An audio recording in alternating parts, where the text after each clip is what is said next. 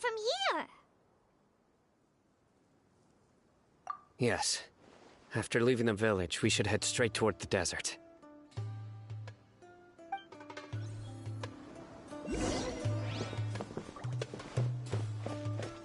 I know the desert like the back of my hand.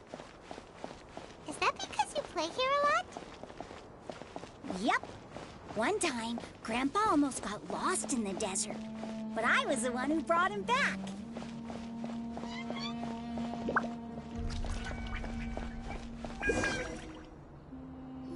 There's something here. What's this? It's buried in the sand. Looks like we'll need to roll up our sleeves and do some work. And Paimon thought running around everywhere was already enough work. Okay. So, we have to dig it out? Whatever's down there looks like it's buried really deep.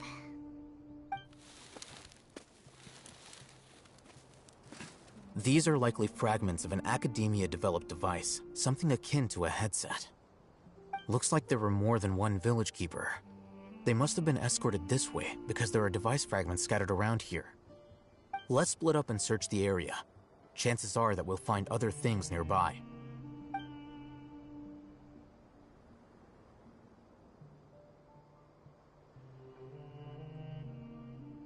Is this what we're searching for? It looks kind of scary. This is definitely a device used to extract divine knowledge. How did it end up buried in the sand? That can't have been part of the plan. They must have been attacked along the way. Wait, what? Grandpa, I hope you're okay. Don't worry, your grandpa's gonna be fine. Razak didn't display any signs of starvation or dehydration, which means that they left fairly recently. We should be able to catch up. One more thing. Given that the device had been entirely covered by sand, I believe the attack must have happened prior to the sandstorm. Let's keep going. They can't have gone far.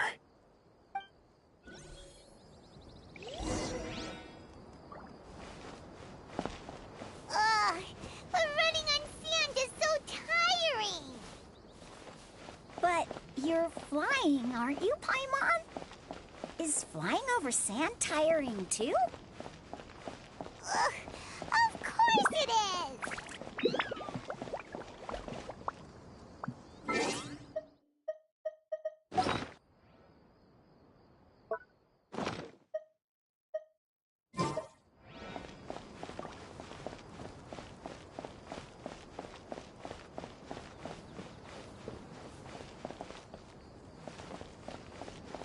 Voices, over there. It sounds like an argument. Whoa, you have really good ears. Don't get any closer. They'll notice us. Dia's talking with the Eremites? Very interesting. Let's listen in. If you had informed me sooner, there'd be plenty of room for us to... You're one of us. We would never lie. Scholars. You don't know as much as I do. Need me to... I knew it.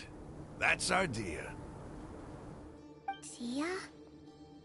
Why would you... Dia! Hey, what are you doing? Huh?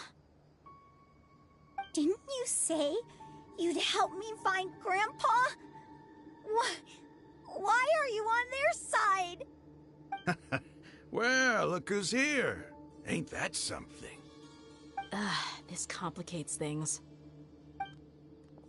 You've betrayed Aru village? So, this is the great General Mahamatra. Dear, you'd be better off as my assistant than hanging around with this motley crew. Seen for yourself. I have the means and methods, and my ideals are far more admirable than theirs. I'm not the type that's easily swayed, Raman. You of all people should know that. Wait, what's going on, Dia? Whose side are you on here? Shut it, Paimon. It doesn't matter. Whichever side you pick, nothing can deter us from the grand mission of resurrecting King Deshret. Once our Lord of Old returns to this land, we will have a new beginning. Face the facts, Raman. It's not gonna happen. You should understand that more than anyone. Have all your years as a merc taught you nothing about placing hopes in a ruler? I'm a desert dweller and a proud follower of King Deshret. Whether I live by the edge of the sword or in peaceful comfort, my soul will always carry this conviction. It's not too late yet. The village mad scholars aren't gonna bring King Deshret back to life. You don't understand, my dear lady. Pursuing our faith is our purpose in life. Even if the chance of success is 1 in a million, we must be willing to give everything we have. Even if it'll expose you to the academia? Even if they end up disbanding the Eremites? Your Eremites, which you've worked so hard for all these years? Yes. We've waited a long time for this day to come. The sun and the moon no longer shine here. All you see now is cracks in this desiccated land. But fate has finally dealt me a hand to play against the Academia. With these scholars in our custody, we'll stomp the Academia's forces and fight our way beyond the wall of Samiel. Ridiculous. Think about it. The Academia controls the entirety of Sumeru. Your powers are negligible in comparison. If you still don't believe me, then try asking these 2 men. They're also against the Academia, but neither of them are as arrogant as you are. They look more like pawns of the Academia to me. Why would I listen to anything the people of Greater Lord Rukkhadevada have to say? Filthy traitors. Your god abandoned all honor and betrayed King Deshret. We desert dwellers will never trust the likes of you. It's impossible to communicate with someone so hostile. Perhaps we should. Do you really believe that by kidnapping the scholars, you'll be able to negotiate with the Academia?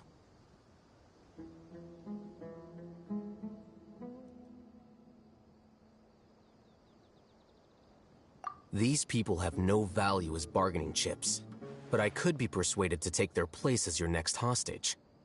These scholars were exiled from the Academia.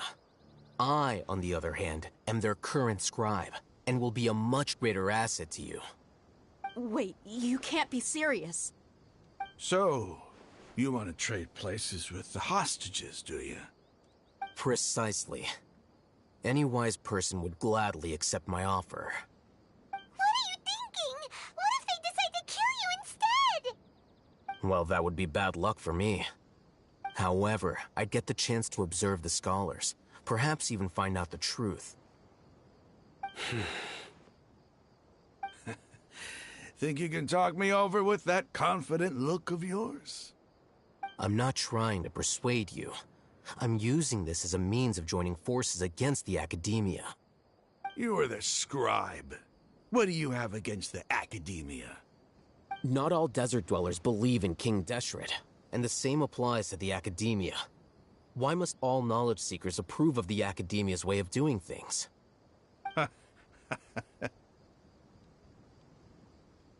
You Academia scum.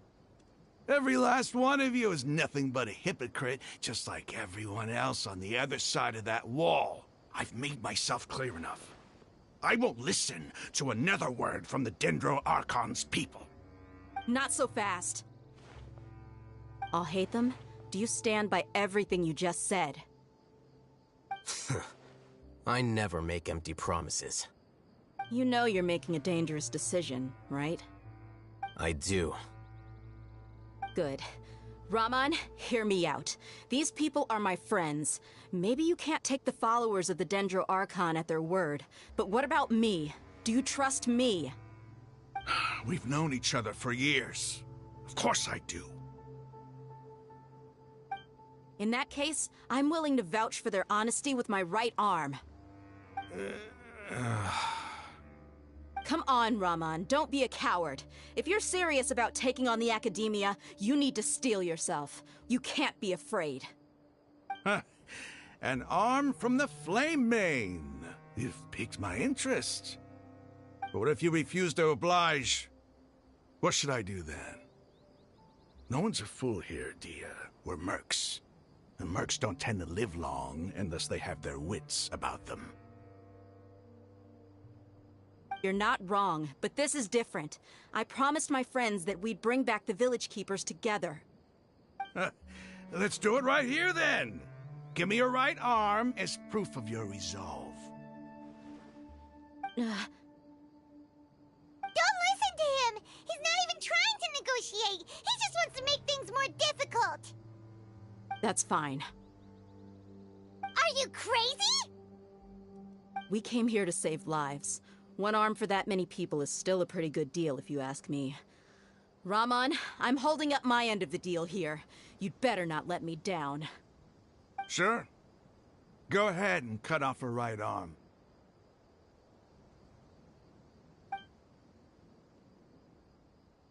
No! Dia! What are you gonna do? Think of something! You don't have to go this far. That's not for you to decide. Do it! Dia!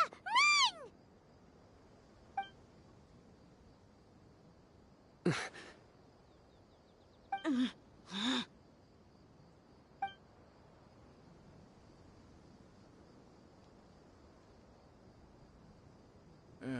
Stop!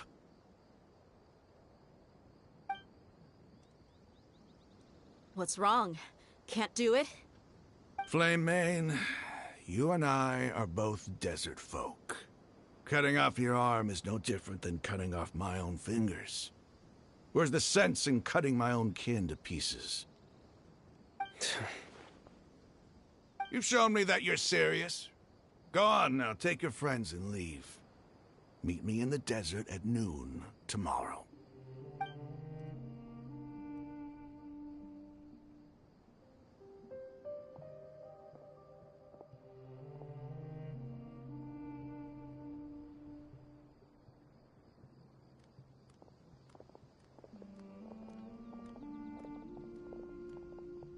Phew. I was really counting on him not going through with it. Dia! That was crazy! Have you all lost your minds? What if he'd actually cut your arm off? Then I just have to hold my claymore with my left arm. Okay, I'm sorry. But sometimes when you're out on a limb, you gotta double down to seal the deal, you know? Don't ever make a promise like that again. I can deal with the likes of them. If it came down to it, you would not lose to them either. I don't doubt it, Sino. But this is about more than me and them. There's a lot more where they came from. Even if we got rid of one bunch of radicals, there are others out there. Wiping them out would do more harm than good. As you wish. I'm sorry, Dia. I should have stayed put and listened. I should have trusted you. It's okay. I promised you I'd help find your grandpa, so I'll do whatever it takes. Whatever it takes? You just might be scholar material. Huh? Are you serious? The Eremites once said that I was a lunatic. Perhaps a little madness is essential to be successful in research. Why does it feel like he's using his praise for me as an excuse to brag about himself? Okay, let's get moving. We should head back to the village and rest up. Today was just a trial run. Noon tomorrow is gonna be the hard part.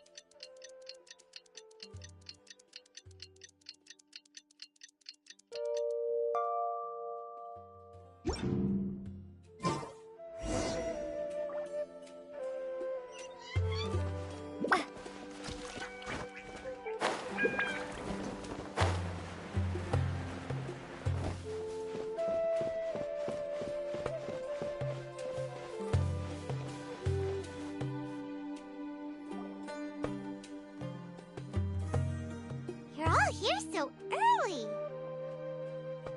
Looks like we have everyone here. Isak, are you sure you want to come with us? I'll watch from a safe distance. Dia, I want to be there to bring Grandpa home. Okay, let's go then. Dia, wait. What's the matter?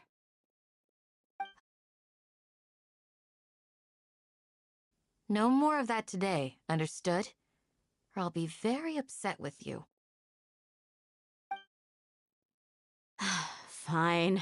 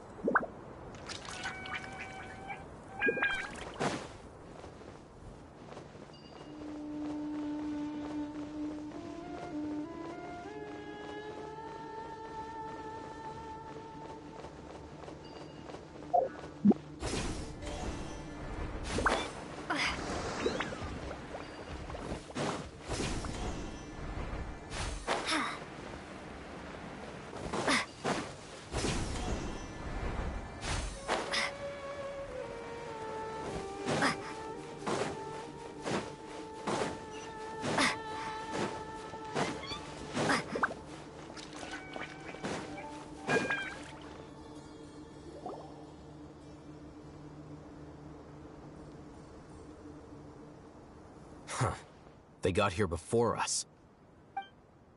Uh-oh. Is it because Paimon overslept by 5 minutes and held everyone up? Is everything ready? Absolutely. Although, you brought fewer people than I imagined. Bring him over.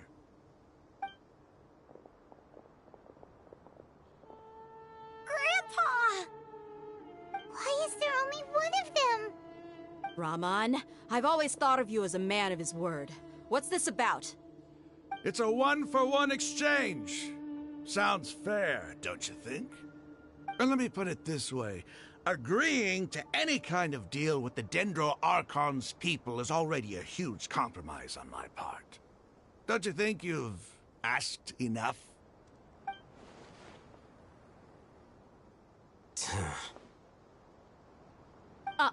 You stay right there!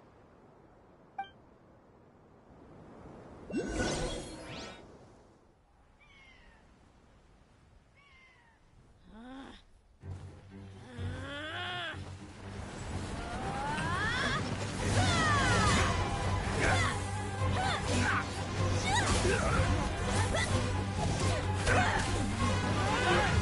mate! What do you think you're doing? Grandpa! Don't you see this blade here? You coward! Why are your hands shaking? Wait a second! It's a earthquake! Grandpa!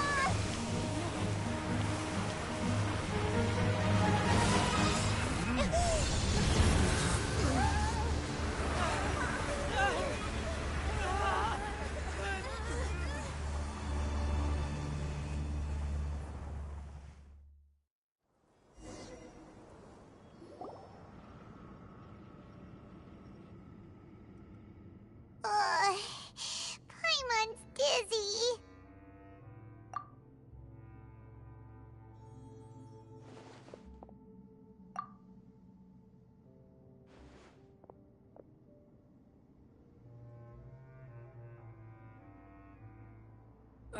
This day's going just great. What a nuisance.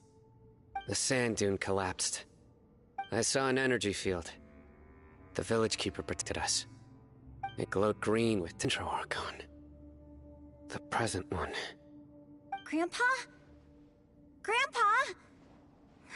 Oh no, he's getting confused again. Hey, look around you. Did there used to be a temple here?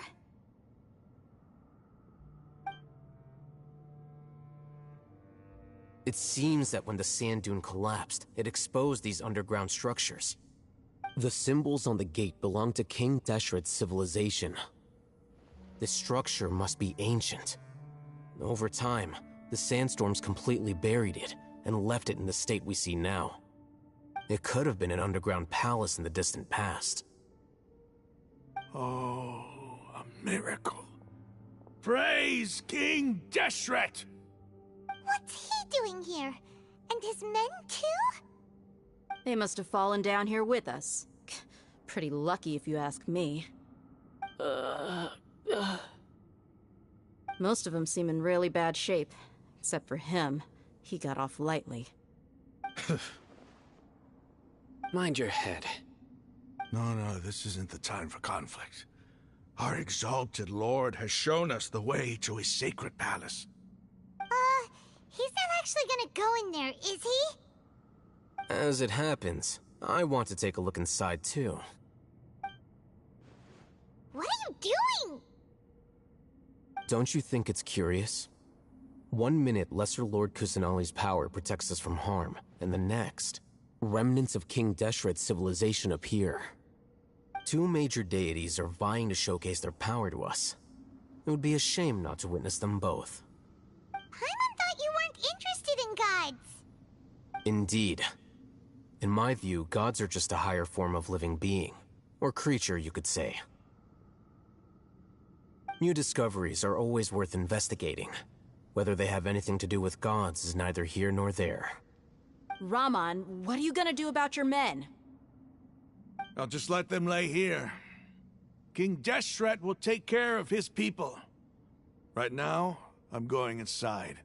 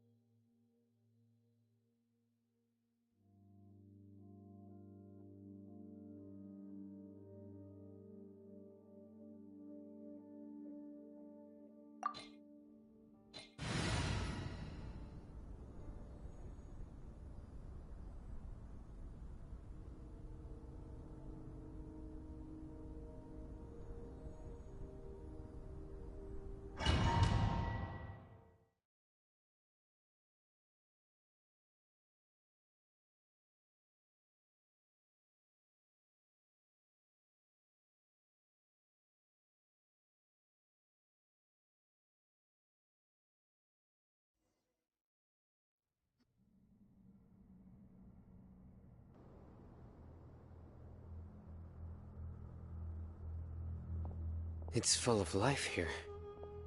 This defies comprehension.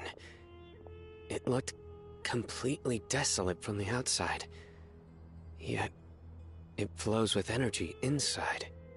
Yeah, and there's so many plants. It's so pretty. Sir Rahman. Huh? Me? Do you see another Rahman here? Are you mocking me? What do you mean, sir? Interpret it however you want, but there's something I'd like to draw your attention to. While this structure is clearly left over from King Deshret's civilization, the energy that flows in here is that of the Dendro Archon. Whatever you say. It's not like I have a vision. There's nothing to be angry about. Think of this as an academic journey. It does seem kinda strange. If that's true, then we might have to explore this whole area to find an explanation.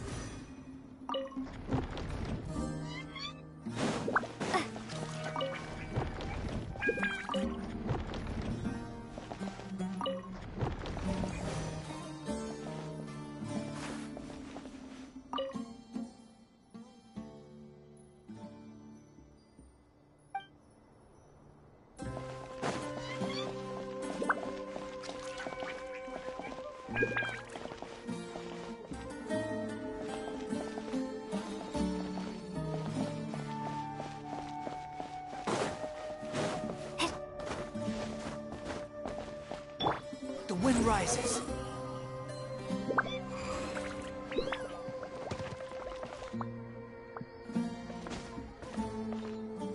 Squall and fury.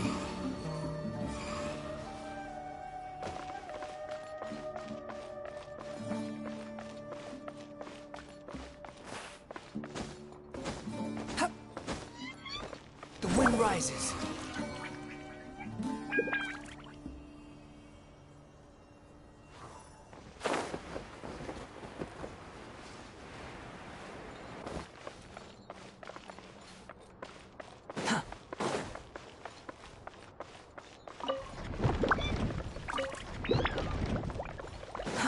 Too slow.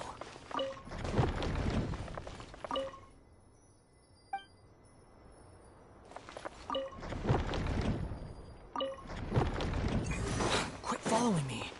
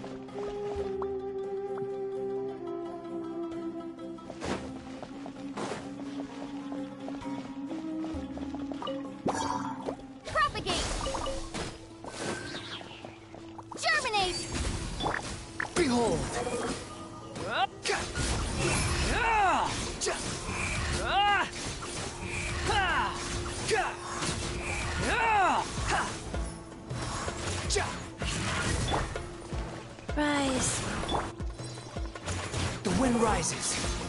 Ha! Ah! Ah! Ha! Yeah!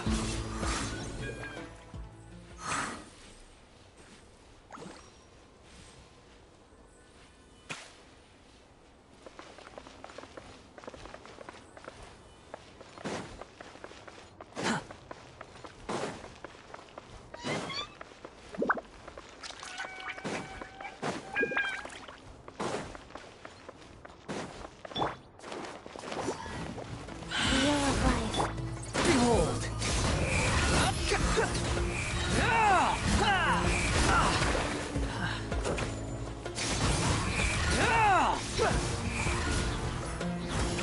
Quick fall, unsightly insects!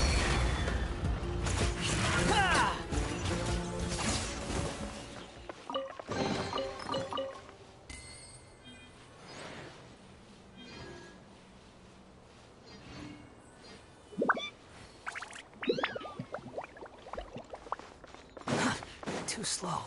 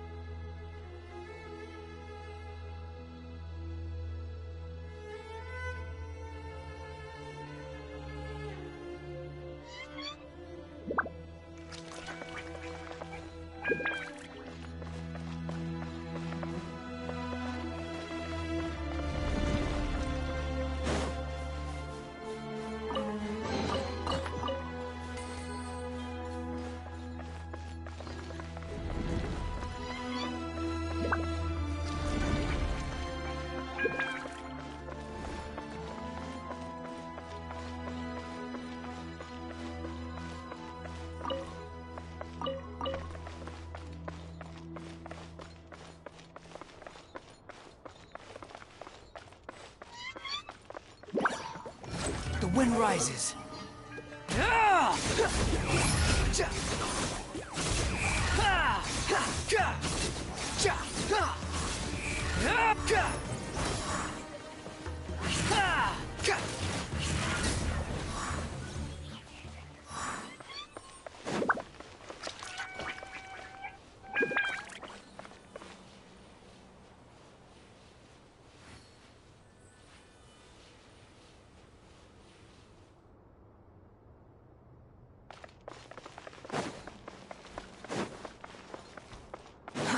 Too slow.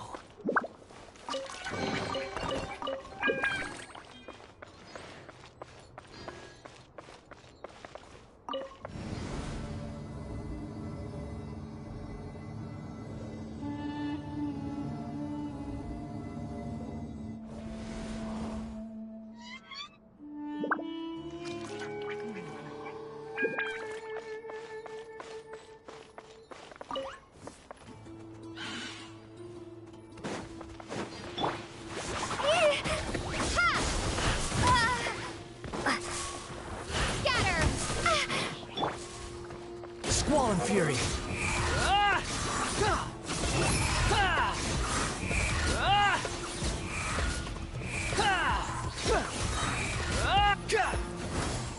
Wretched vermin. Rise. Behold. That's far enough. Yeah.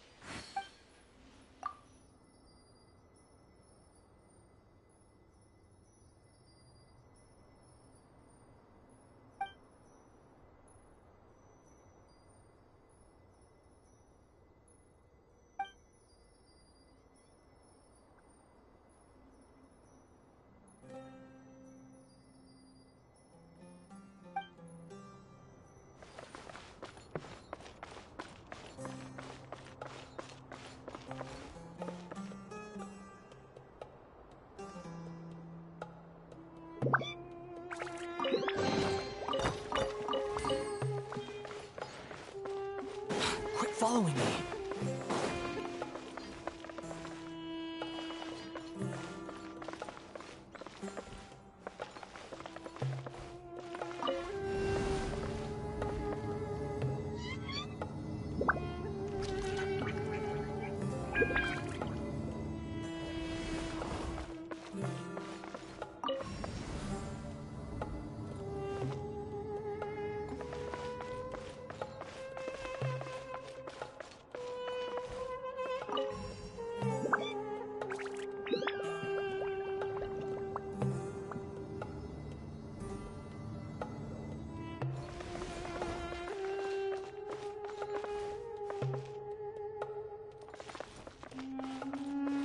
The wind rises.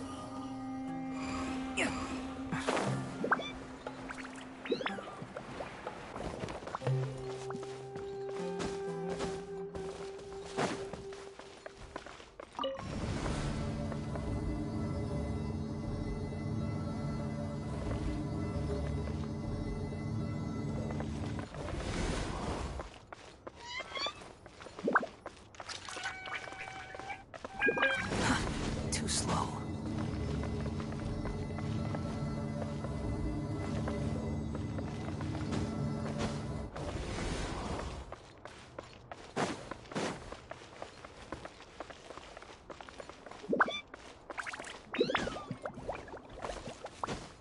Behold!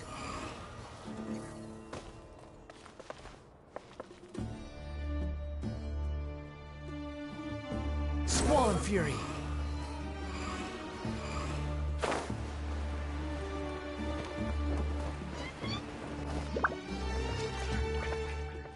Behold!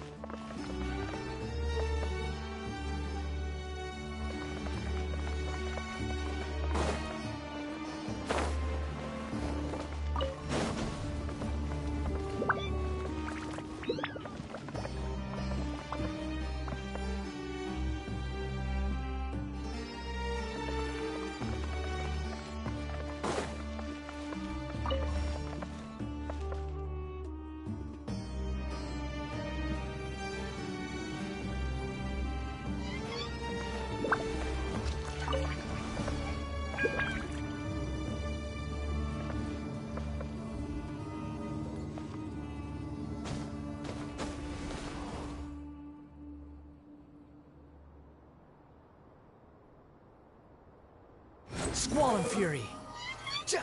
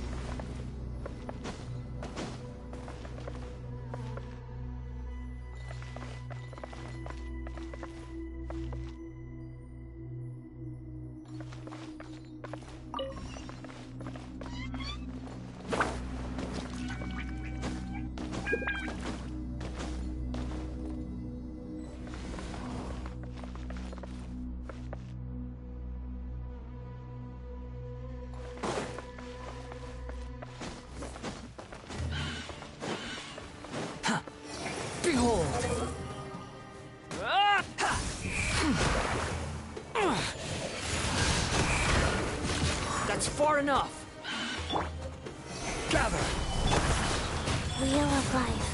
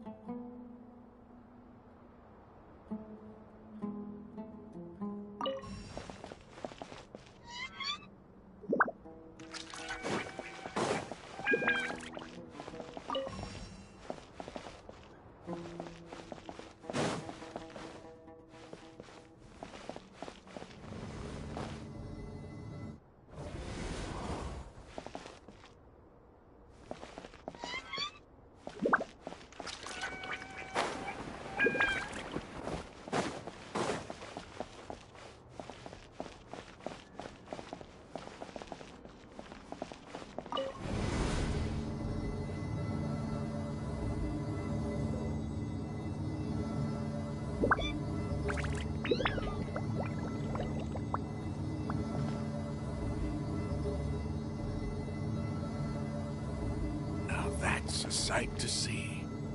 King Deshret's splendor surrounds us. There's so much vegetation here. It's different than what I expected. Sure are a lot of plants for a desert. That's what I call divine providence of King Deshret.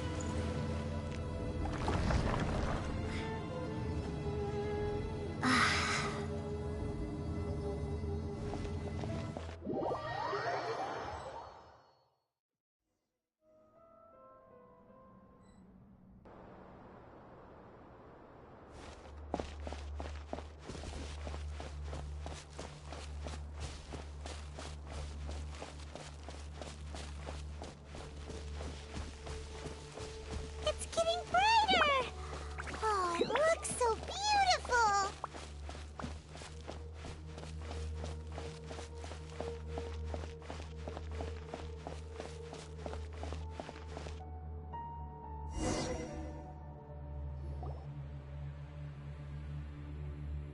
Wait.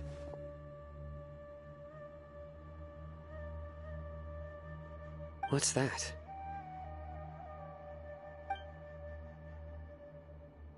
A load of flowers. And it looks like there's something among them. These are King Deshret runes. They left something behind. Yes. It's an elegy written in an ancient script. What does it say? Here lies our faithful priest Kasala. His wisdom is a miracle among the people, deserving of high praise and admiration. You can read ancient King Deshret script? Of course. Every student needs to master at least 20 languages before they graduate. He's not serious, right? There's still something off about this place. The elemental energy here is too concentrated. The scent of life.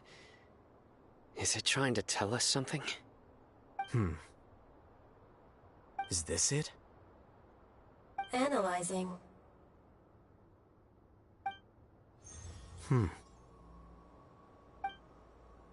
There seems to be a hidden message among these skeletal remains. Excellent. There's a device from King Deshret's civilization in this gravesite. I'll transmit the information over and project it for everyone to see. Isn't sharing knowledge against the Academia's rules? Yes. However, under the circumstances, I'd prefer you to see this for yourself. You'll understand after watching it.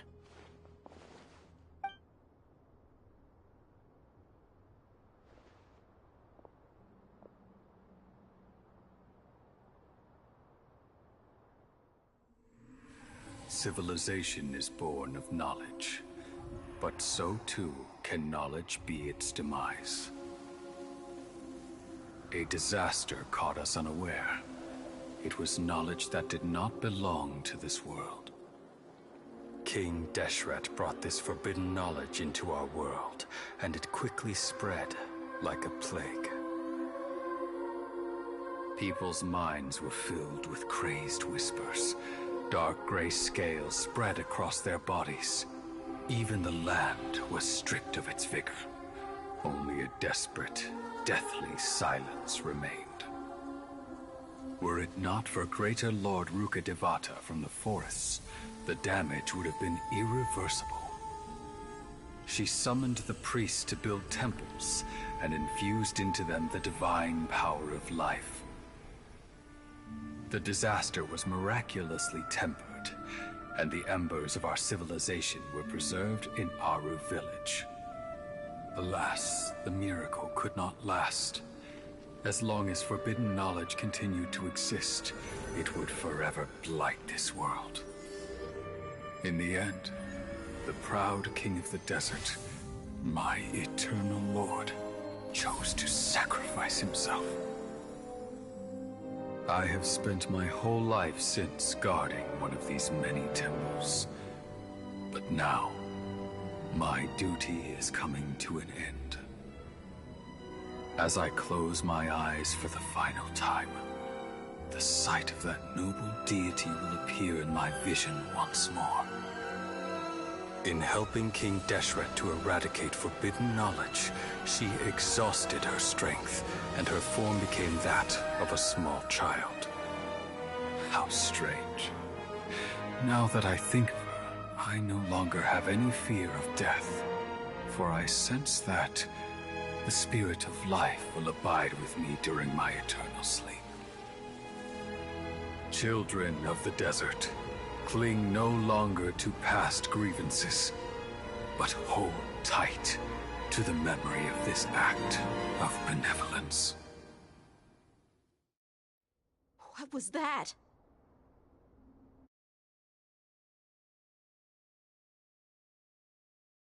No, impossible. Greater Lord Rukkhadevata. So the former Dendro Archon and King Deshret were never enemies at all. But this doesn't make any sense. The Dendro Archon's followers, they're clearly... Was that the former Dendro Archon? He became so tiny in the end.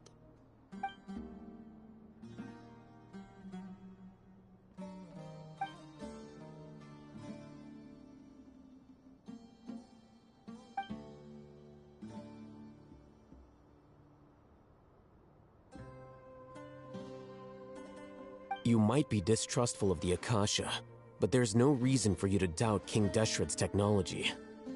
You've just witnessed his priest's last words. I've never heard about any of this before.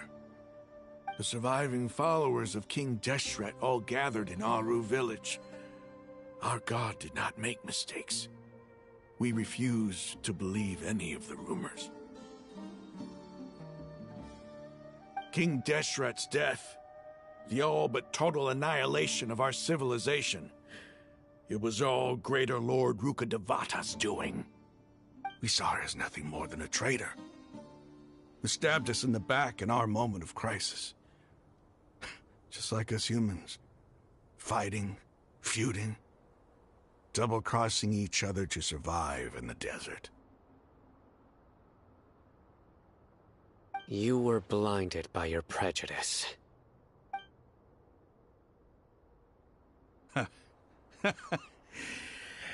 If I hadn't seen this for myself, if I hadn't witnessed his last words with my own eyes, ears, and heart,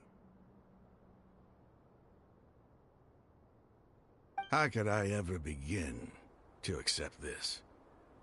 The truth is so far from what I've always known. Am I really supposed to believe that after all these years, all this time seeking revenge, suddenly now my enemy is my savior? Raman, that's enough. Give it a rest. You're starting to make a fool of yourself. Dia, tell me, my Eremites and I, what are we even fighting for?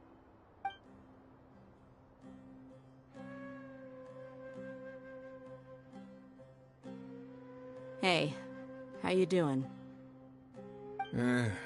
I'll live. Thanks. I should probably go. Can't just stay here forever. What's your next move gonna be? Oh, I know what you're going to ask. I feel deeply ashamed of everything I've done. You'll get everything you're asking for. But please, give me some time. After everything that's happened here today, somehow I need to explain it to the others.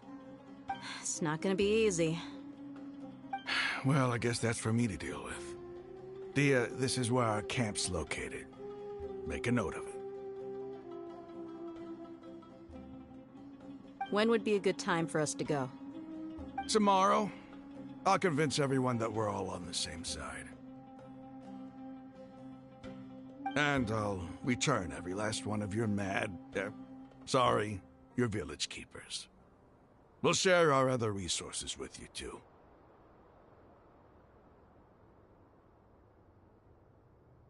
You seem to finally understand that our true enemy is the sages. Yes. The gods never gave up on anyone. It's the people responsible for all this that need to face the consequences of their actions. That must have been rough, but he seems to have figured things out now. Ramon's no fool. Being the leader of your own faction in the desert is no easy feat. It's too bad he was held back by his belief in King Deshret. But now that that's changed, I guess we have a few more people on our side. The outcome, at least, is favorable. We should get going too. Let's head back, have a proper meal, and a nice, long sleep. We'll need all our energy tomorrow.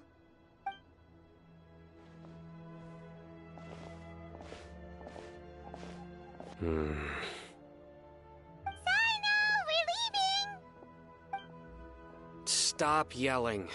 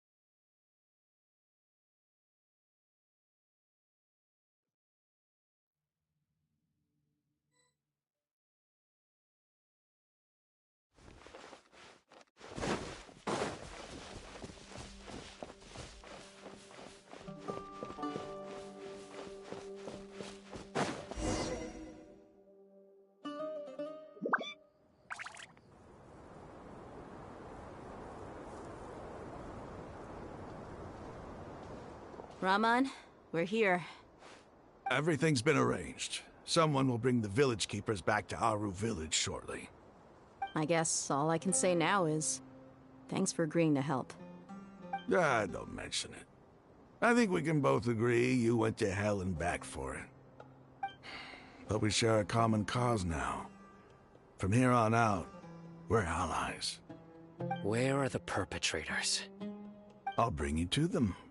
Follow me.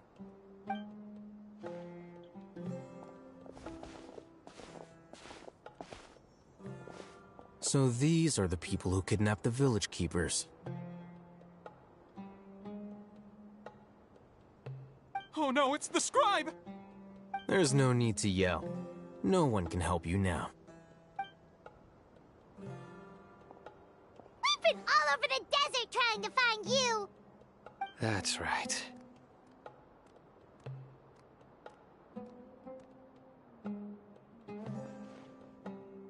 General Mahamatra?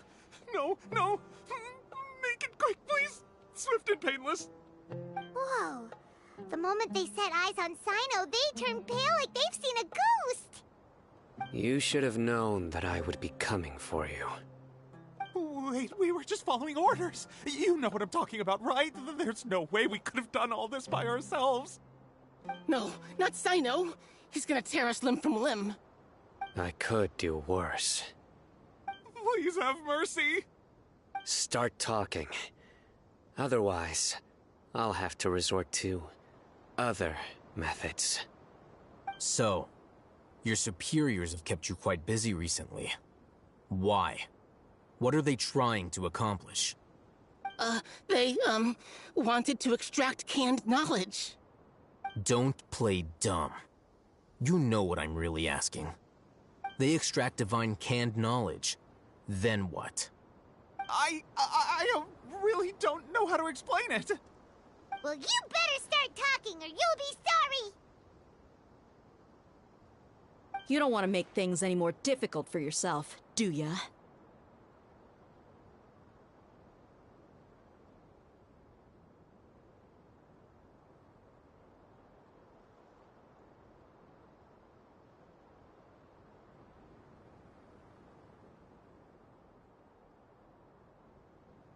Be my guest. Huh? Huh? Uh-huh. That sure didn't sound like a fancy metaphor or anything. You're serious, aren't you? How did you know? There's no use hiding it now. Yes, you're right. The Academia is working on an important and potentially world-changing project. They are creating a new god. A god that will belong to them and to the people of Sumeru. It may seem as if Sumeru's academics are thriving, but ever since the death of Greater Lord Rukkhadevata, scholarly breakthroughs have been few and far between. The withering of Irminsul has been getting worse recently. The sages have tried everything they could think of, but nothing's worked. I'm always hearing them say things like, if only Greater Lord Rukkhadevata was still with us. Continue. And then, someone from the Fatui showed up. They called him the Doctor. He brought a gnosis and said he wanted to borrow the Academia's research facilities. The Doctor was previously expelled from the Academia. At first, the sages looked down at him in disdain. But when he said those words, everyone's expression changed. He asked them, "Do you wish to create a god?" This is what the arrogant ignorance at the extreme end of academia looks like. First, the Academia spent a long time constructing a divine vessel, which was based on an exquisite humanoid puppet. After that, they harvested dreams via the Zeb-Zerus Festival Samsara, maximizing the Akasha's output. With the Doctor's help, and the Akasha now functioning at maximum efficiency, they were able to use it to extract the power from the Gnosis and convert it into a divine core. Next, they decided that their new god needed to possess divine wisdom. For that to happen, they needed a huge quantity of divine canned knowledge. It adds up. But how do you determine whether the knowledge extracted is of divine origin? Call it an educated guess? The Academia has been trying to figure out the exact source of the Scholar's madness for centuries, but to no avail. Nobody can explain the cause of this phenomenon. Surely you can see what that implies, Scribe Alhaitham. If it's knowledge no mortal can comprehend, then it must be something only gods are able to decipher. In other words, it's the source of the God of Wisdom's omniscience and omnipotence.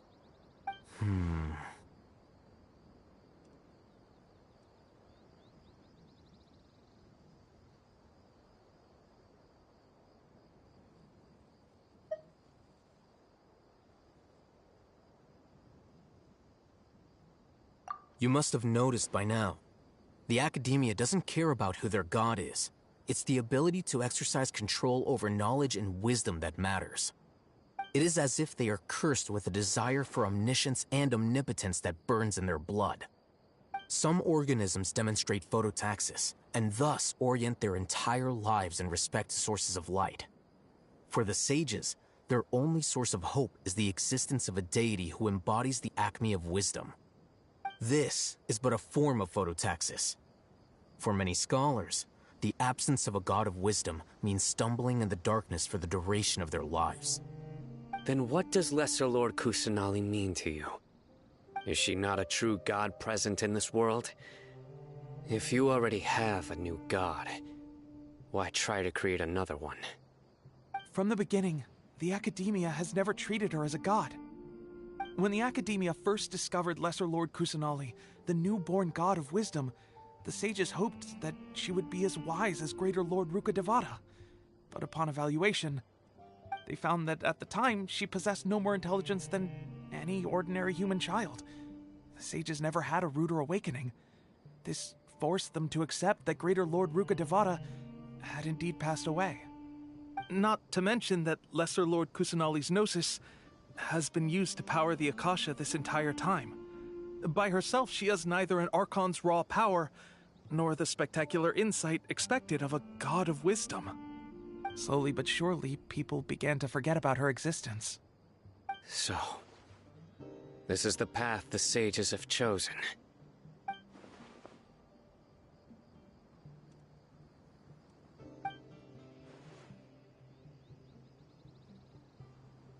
All right, let's try to keep our cool. If everyone's in a bad mood, then let's change up our scenery. Rahman, give me a few men to help us escort the village keepers back to the village. And these two scholars, they're coming too.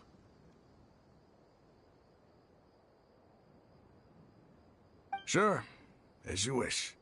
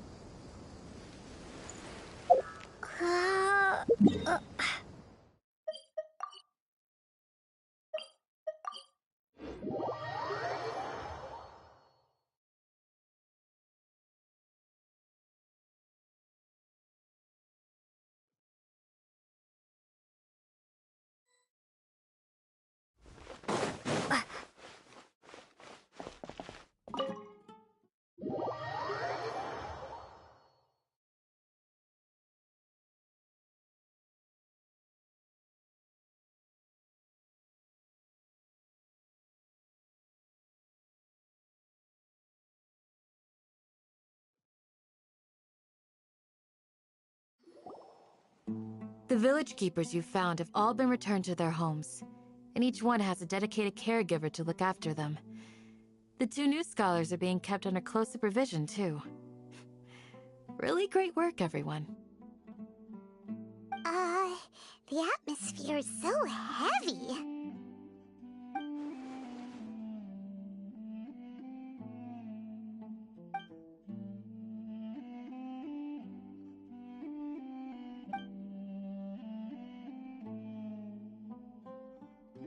Hey! Say something! Stop spacing out! Come on, is there nothing left to talk about? In that case, let's all get some water and try to think about something else. Or... Do you have any plans, Traveler? Gods above, you're not talking about work, are you?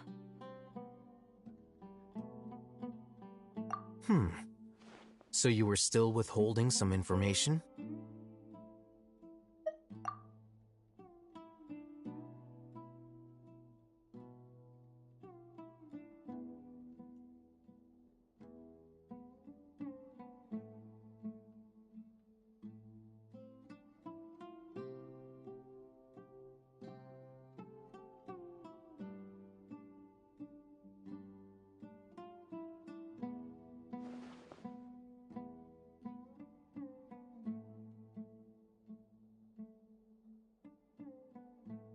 Even though we lived through all of this firsthand, it still feels super surreal to hear you talk about it again.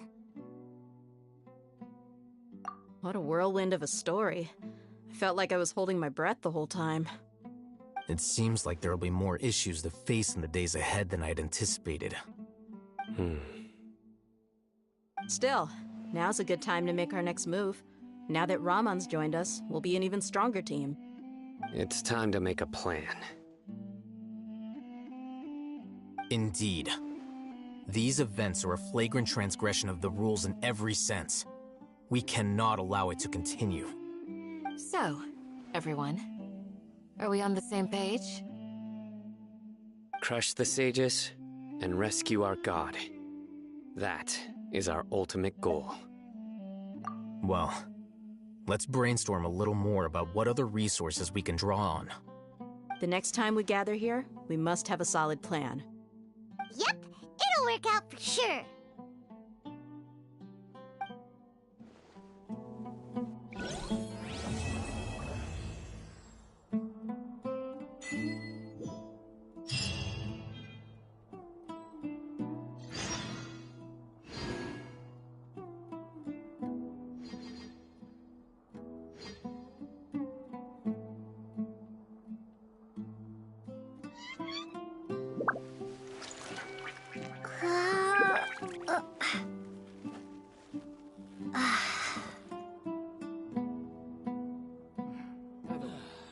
Your memory is far superior to mine.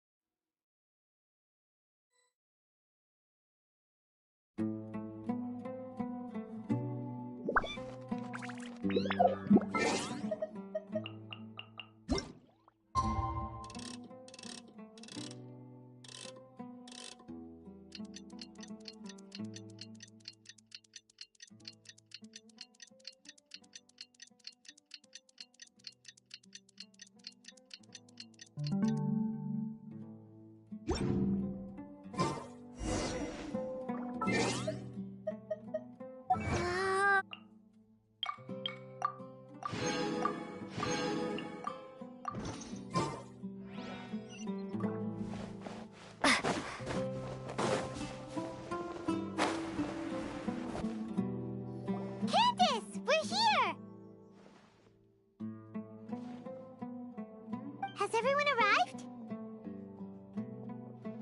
Everyone is already waiting inside. Well, what are we waiting for? Let's join them! Please, wait a moment. Before attending the meeting, I hope you can promise me one thing. What do you need? Promise me that you won't commit to anything too reckless. What do you think? Okay.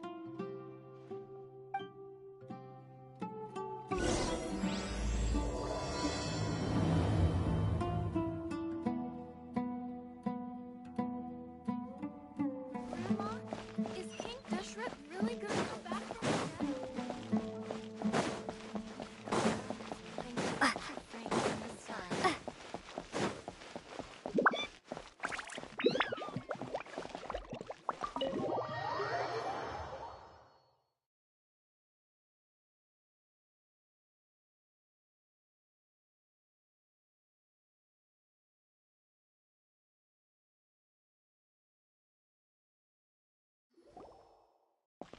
Everyone's here so early! But why isn't anybody talking? We already discussed things a bit. Hey, where have you been? I've missed you too. Are you ready? Very well.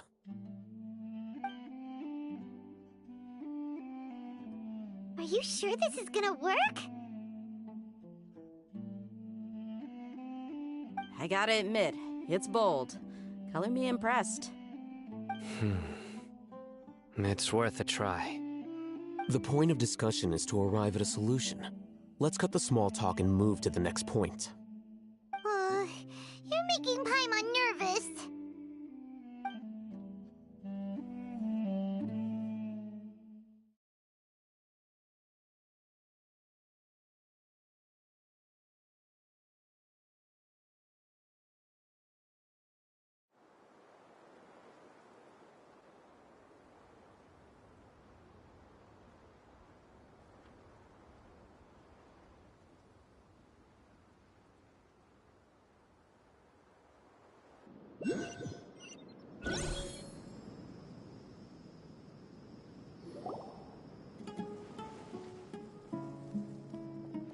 You're finally done. I have some other stuff to take care of. Catch you all later. Come on, don't give me that face. I know what you're going to say. I'll be careful. That's what I wanted to hear. Take care.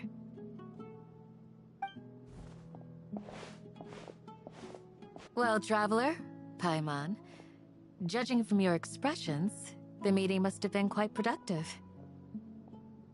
You can tell? I'm not that good at scheming or strategy, but I can sense people's emotions. And based on your reaction, things must have gone quite well.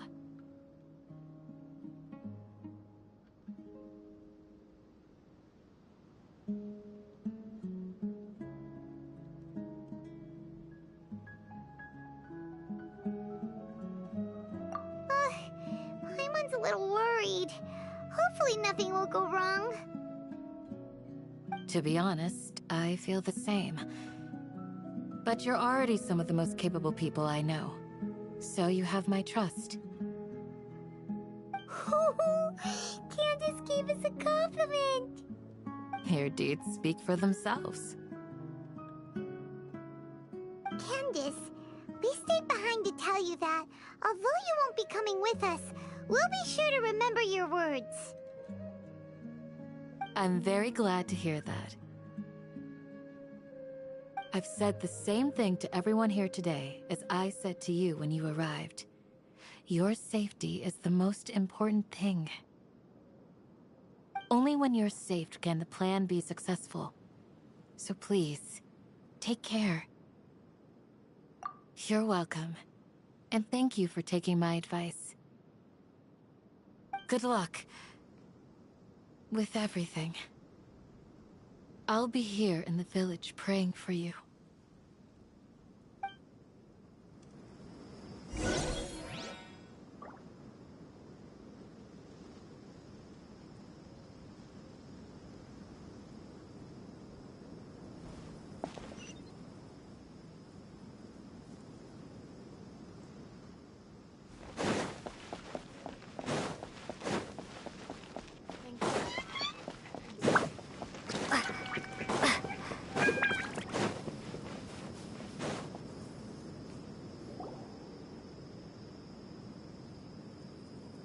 Sounds good. I'll go make some preparations. Okay. I'll hate them! Have you finished saying your goodbyes? Yeah! Also, Candace told everyone to be careful. Yes, she did. But I think my point also bears repeating. Our plan is not child's play. We won't be able to achieve anything if we're simply careful. We must go beyond that and fully commit ourselves to it. I hope this is clear to you.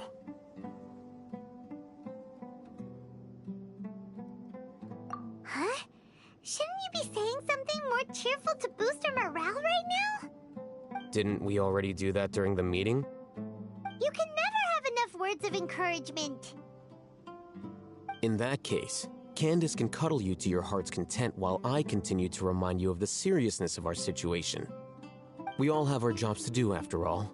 It's like how some people can be put in charge of logistics while others will fight on the front lines. Speaking of the front lines, you don't look anything like a soldier. Of course. Compared to the mercenaries, I'm merely a feeble scholar.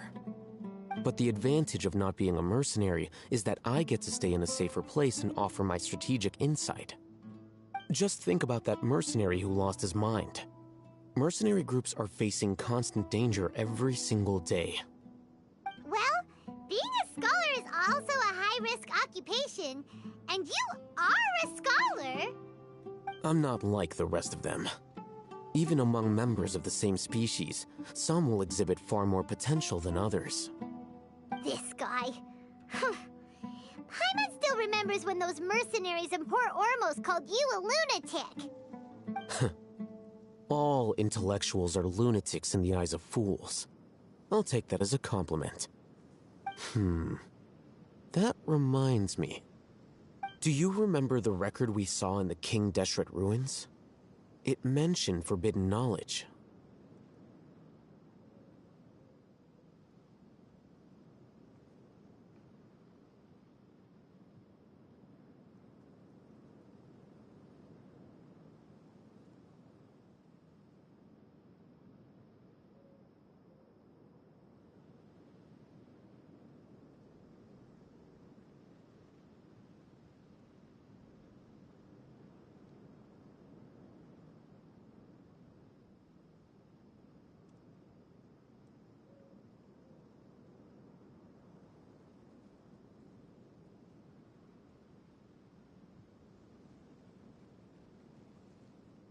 You have a good memory. Forbidden knowledge has the power to drive people insane, but this fact has never been shared with the public. Even I, who has worked in the academia for some time, was never once informed of this. I think those mad scholars and mercenaries we encountered may have all fallen victim to the corrupting qualities of forbidden knowledge. But the academia has always held a different view. They've always believed that symptoms of madness are a side effect of human contact with divine knowledge as mere mortals. Come to think of it, perhaps the academia has also never understood the true nature of forbidden knowledge, and thus always approached the issue from the wrong direction. The Withering, Elazar, and the Sandstorms. Don't you think what is happening right now across Sumeru is rather similar to the forbidden knowledge pollution that occurred in the desert thousands of years ago?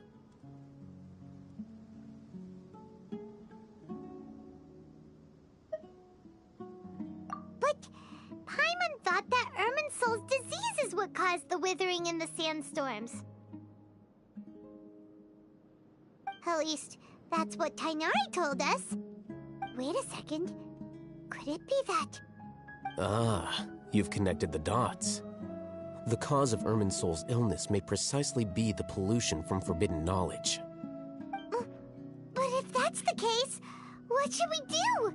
This is huge!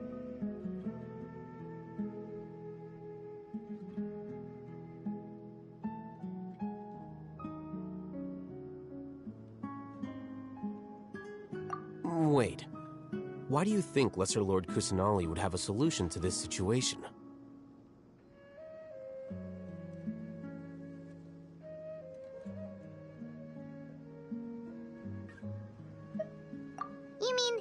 That's related to the scene you saw when you passed out in the Avidia forest?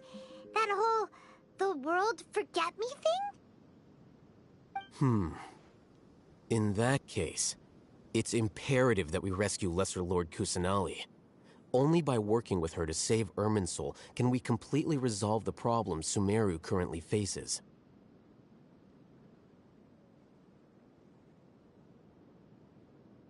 To make sure we're still on track, I would like to check on the state of some of our preparatory work. Where are we going? To an Eremite base.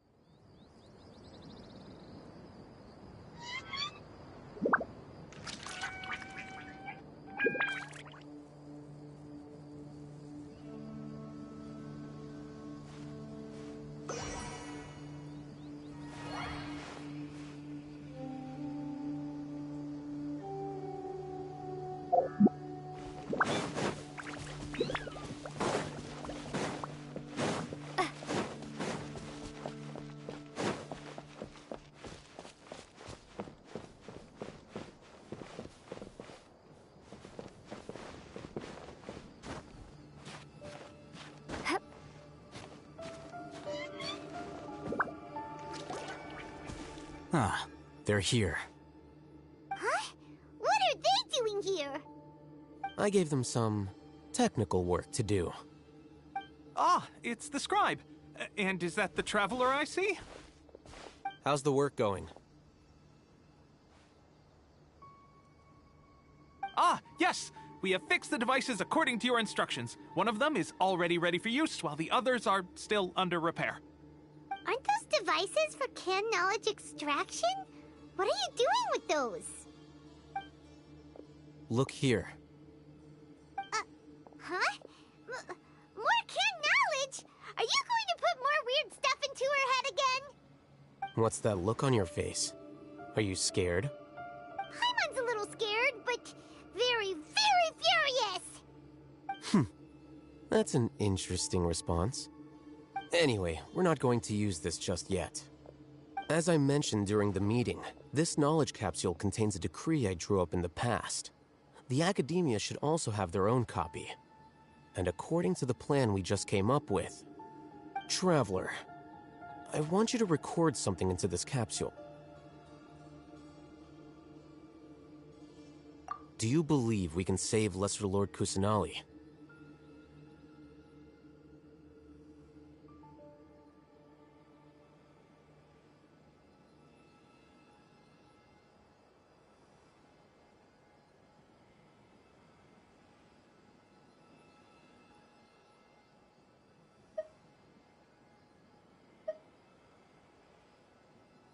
Good. Conviction is the most important part of all of this. Now, please get ready and put on this device. You want us to record our conviction into the knowledge capsule? Yes.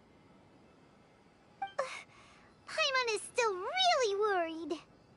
I understand, but trust me, Paimon, this is something we have to do. It's best if you can do as I say. Because, to achieve this impossible task, it sounds like you'll need to fool your own heart first. Although it may feel like a trick, self-encouragement may be the most important tool we have. Paimon can see the point you're trying to make. Imagine this. We have orchestrated our plan and successfully rescued Lesser Lord Kusanali. As a result, we have changed Sumeru's entire political landscape. Everything went without a hitch, and everyone recognizes and praises our achievements.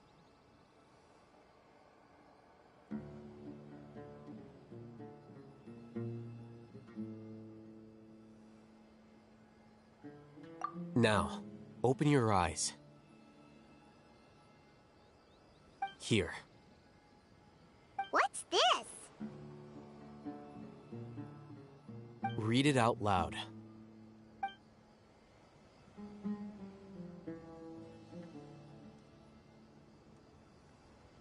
It's done.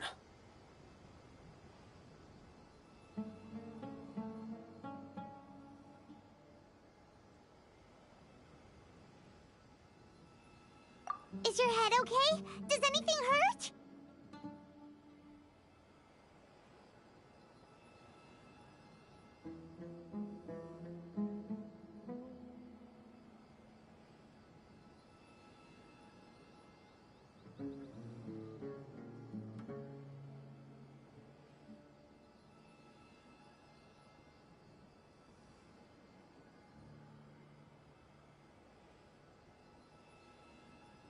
It's just a recording. There should be no negative effects. But what was the point of doing this? Paimon doesn't get it. And that's perfectly fine.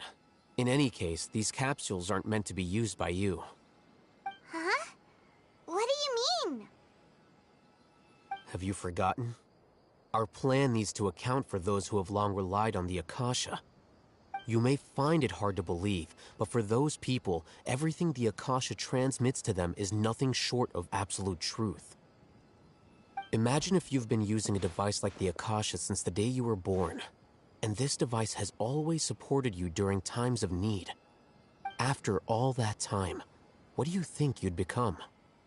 A fool? A machine? A slave to orders. And that's why rules are so important. In addition, those who understand the rules can delineate boundaries and identify gray areas. But why would you need to identify the gray areas? You could say that those kinds of ambiguous zones can be very interesting. One might even say they're advantageous in the right hands. The things you're interested in are really out there. Are all Sumeru scholars like this? Anyway, that's enough chit-chat. I'm going to take those two to work on some small projects. You can head to Caravan Rebot and start preparing for the next step. Small projects? We're going to tinker with the Akasha terminal and make a few modifications.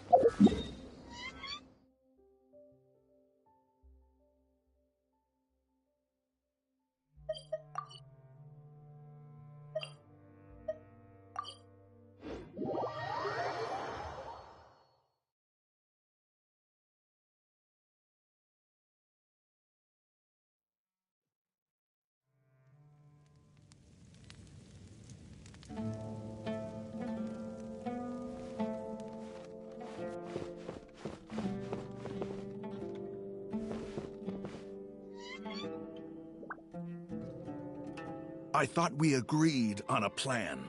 How can you go back on your word? The plan is too radical and carries a high risk for casualties. I've given it a lot of thought. And in the end, I still can't agree to it.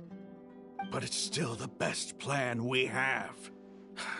As a former Matra, you of all people should be able to see the bigger picture and recognize the innate advantages of our plan. I did. And that's how I saw the danger behind these so-called advantages. Alhaitham's plan is even more radical than I imagined. Huh? Why are you guys arguing? My friend, you're just in time. Why don't you help me persuade Sino? He's turned against our plan. We agreed to work out a plan at the meeting. As mercenaries, you're familiar with the local environment, so you'll take care of the specifics. But then, you went to Alhaitham for suggestions. Had I known Al-Haytham would give you those kinds of suggestions, I would not have agreed to the plan. Look, you already know that we're all on the same side here, don't you? Mercenaries place a lot of importance on their bonds of friendship, but also will not hesitate to make sacrifices if they deem the situation to be sufficiently dire. I'm sorry, but as things stand, I can't accept your principles. Seems you really do understand the ways of the desert. Traveler, Paimon, this is also something you should know. Rahman's plan is to have me work with the Caravan Reebok guards in my capacity as a Matra. We will arrest the mercenaries and escort them into Sumeru City. Wait, how can we work with the guards? We can't get through that wall easily, remember? Caravan Reebok would never let so many unregistered members of the Eremites enter Sumeru City. My plan will clear us of any possible suspicion, and also let us enter the city as a big group. There is no better way. That also sounds like something Al-Haytham told you. Am I right? Doesn't Al-Haytham know how dangerous this plan is? Of course he does. He told me, there is no perfect plan, but this can get the job done. He also said that with the help of Sino and the Traveler, our chance of success would increase significantly. I never blindly trust anyone, and I've always had a good eye for people. I think he made a number of valid points. It's my own choice to trust you. If I make the arrests alone, I can control myself and prevent you from getting hurt. But I can't guarantee that kind of discipline from the guards. To make the whole thing more convincing, you'll need to resist to some degree. Casualties are inevitable once push comes to shove. I'm okay with the deaths of enemies. But now that we're allies, I'm against the meaningless loss of our own. I can't believe a Matra would actually care about us. I've lived a hard life, and I can say that people like you are hard to come by. I've always treated my allies with honesty and respect. They have the right to know important things like this. Now you're making this hard for me. Hey, is there something we can do to help?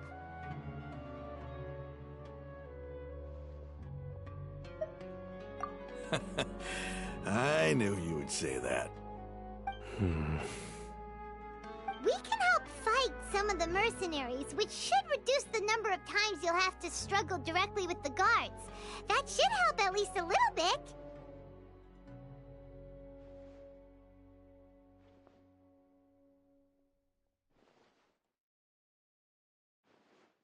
Sino, on behalf of my people, I thank you for your kindness. But this is a mission we cannot turn our backs on. We strongly value the lives of our friends, but the goal we are about to achieve is even more important. We have no fear of casualties, because we crave the spoils of victory. So please, lend us your support. We will show you the determination of us desert dwellers. Well, now that you've put it that way, I can no longer refuse. But remember, you need to follow the plan and not do anything reckless. Candace made it very clear that we can only achieve our goals if we can ensure our safety. Since you and I both recognize the significance of this operation, there should be no more animosity between the followers of the Dendroarchon and those of King Deshret. Everyone's life is equally important. Okay, you have a deal. Let's do this for our shared dream. The guards should be stationed in the courtyard nearby. You can find them there.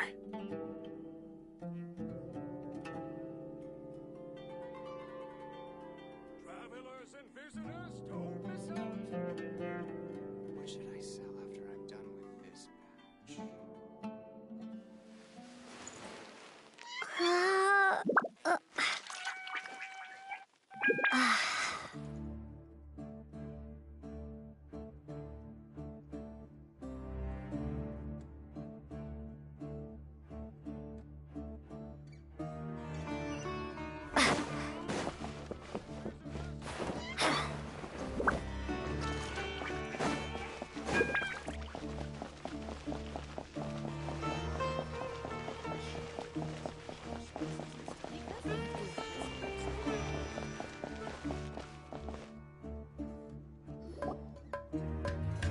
Guards! General Mahamatra! To what do we owe the honor? Keep your voice down. This is a secret operation. I'm going to arrest a large criminal gang near this location. According to the Academia's Guide and Regulations on Secret Operations, I have the right to ask for the cooperation of Caravan Rebot. Ah, of course, of course. Mahamatra Sino's order is the Academia's order. Just let us know what you need. But who exactly are you planning to arrest, and how many people are you expecting? Depending on the scale of this operation, we may need to report it to our superiors.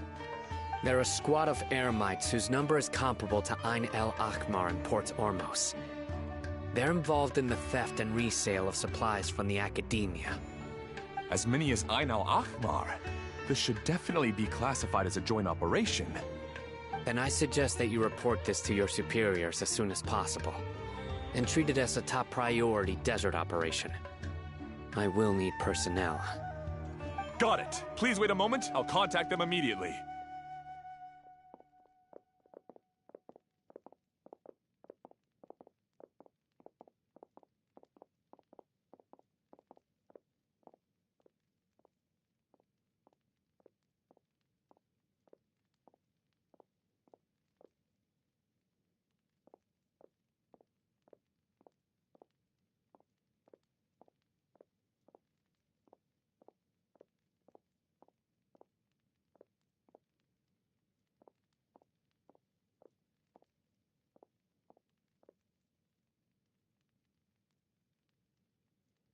Because this is work.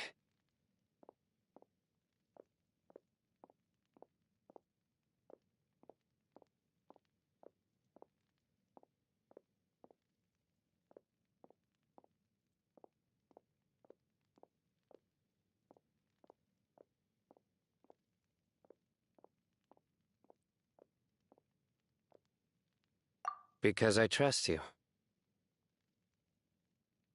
Paimon can't believe you're still in the mood to chat. This whole thing has Paimon scared stiff! Aren't you even a little worried? What if these guards already know that you have betrayed the Academia and are no longer their General Mahamatra? Even if that guard doesn't know, their superiors might, right? We discussed this, remember? The Caravan Rebot operation is of great importance. But don't worry, the guards there shouldn't know that Sino has stepped down. How can you be so sure? First, the other Matra still don't know why Sino has left, which proves that the Academia has been covering up the matter. Second, this is a crucial moment for the Academia's God creation plan. If something were to happen to the General Mahamatra, it's bound to attract a lot of unwanted attention. No matter how you look at it, they don't seem interested in sharing the news of Sino's departure. A reasonable inference. I agree. Which brings us to our next issue. I'm sure some of you have been wondering if the prediction function of the Akasha will affect our operation. The Akasha is still in operation, so I must remain on high alert. Actually, considering the power of the Akasha, it's quite strange that it hasn't already tried to interfere with my actions. I've given that a lot of thought. For now, I don't think you'll need to worry. If you remember, when you first came to Aru Village, all your actions and routes were predicted by the Akasha. It even gave that information to those who kidnapped the village keepers. But things like that never happened again after we met up with the Traveler. That's true. But why? Look at it from a different angle. Why do you think the Akasha will predict your actions? Because my personal data has been entered into the Akasha. That's true, but the key to this question is, how well can the Akasha make predictions about a person? Haven't you ever thought about it? Just how can it do this in the first place? Because the Akasha controls the entirety of Sumeru. The Academia firmly believes that all human actions can be explained through logic. By sorting and analyzing entered data, the Akasha can derive behavioral logic and predict the actions of those who fit an existing logic model. However, at the risk of sounding like an advocate for fallacies, can everyone truly be considered logical at all times? Emotions are part of our behavioral logic, but can you guarantee that every experience of the same joy or pain would be equally intense? How can our feelings and opinions be predictable down to the letter in every single instance? Sino, in the past, you've always worked alone. In the absence of another person who could sway you or your thoughts, the Akasha could produce predictions that were similar to your real-life behavioral principles. Decisive and principled, you were used to solving problems alone. That's why the Akasha could figure you out. But now, you've joined a team. And I believe the Akasha hasn't yet figured out the full composition of it. Our thoughts and logic have intermingled and weaved themselves together to become a complicated, chaotic mess. Any one of us could potentially disagree with another. The Akasha lacks data on these interactions, and it's impossible for it to predict your actions in the future based on your decisions in the past. After all, there's probably a limit to just how much we can be modeled or controlled by data. So, in my opinion, you're probably safe for now. Makes sense to me. I agree. The Akasha is not alive, and I don't think we can be completely controlled by something without a mind of its own. Is that so? I guess there are things that even the Akasha cannot calculate, and people will not be forever trapped by the past. I'm so glad that this is settled. Next time, pay attention during our meetings. Will do.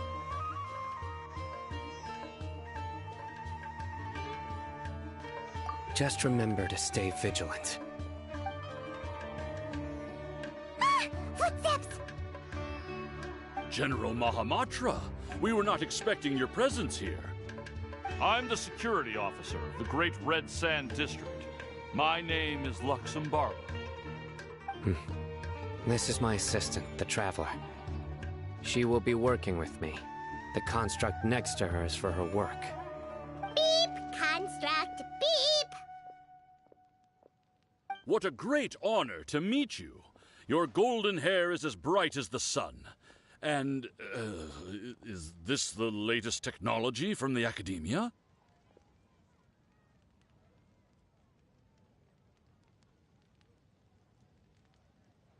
Have you made a decision regarding the matter I mentioned to your subordinate? It seems to be a dire situation, so of course you will have our full cooperation. To be perfectly honest, I've always longed to go on a mission with someone as well known as yourself. There's no need for flattery. Yes, sir. Take your most elite platoon and follow me to the eastern side of the district. We will carry out the operation there. Understood. Map. Hurry, bring the map!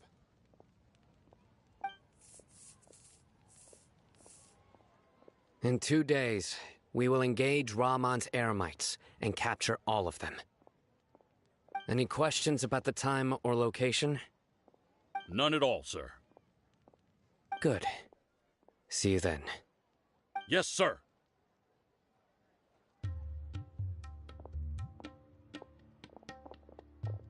Maybe hanging around the General Mahamatra isn't so bad after all. Everyone's so respectful towards us.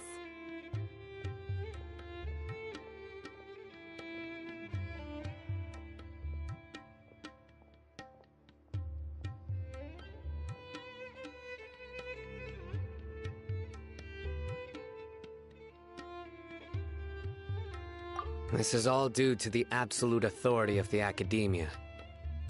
And now, we're going to strike back against that massive pillar of power. Get ready. We will move out in 2 days.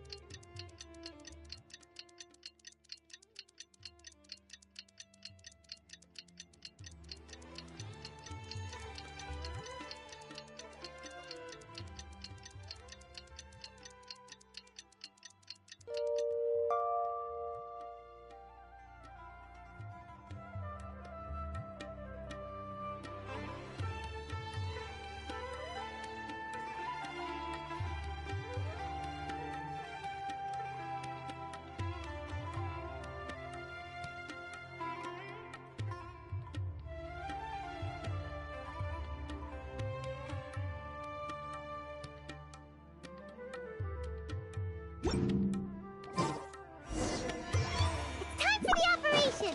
Let's go meet Sino in the desert!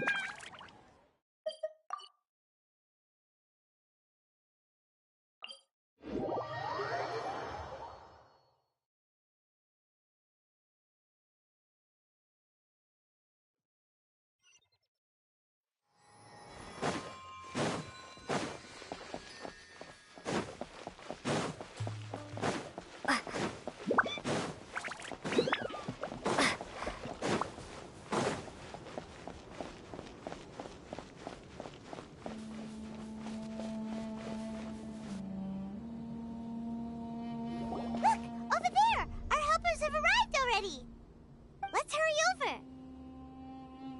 Wait a moment. Ah! Oh, it's you! You're my assistant, remember? Being my assistant, you must stay with me. Now let's head over there. It's General Mahamatra and his assistants. We meet again. Huh. You're here early. It's to show how important we think the operation is. Since this is a big case for the Academia, we are prepared to give it our best. I'm glad to hear your sense of resolve. Remember, we must capture them alive. They are our only leads for the case. If they die, we will be unable to continue the investigation. Understood. Everyone! The Eremites are approaching from the west! Make preparations and be ready for combat!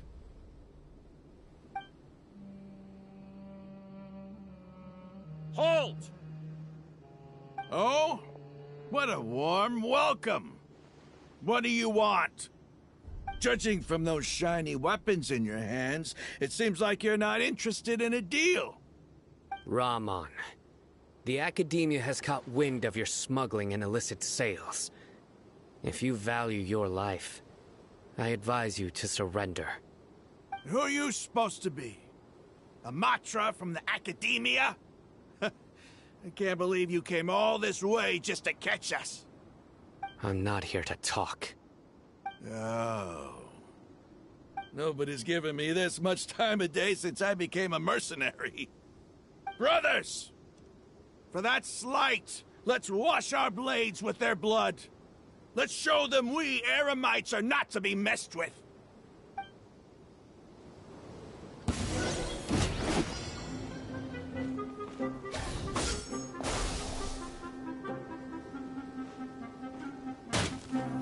The wind rises.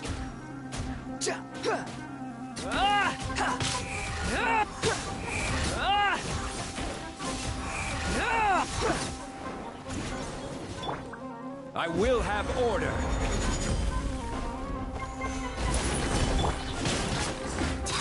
Orders given. Orders received.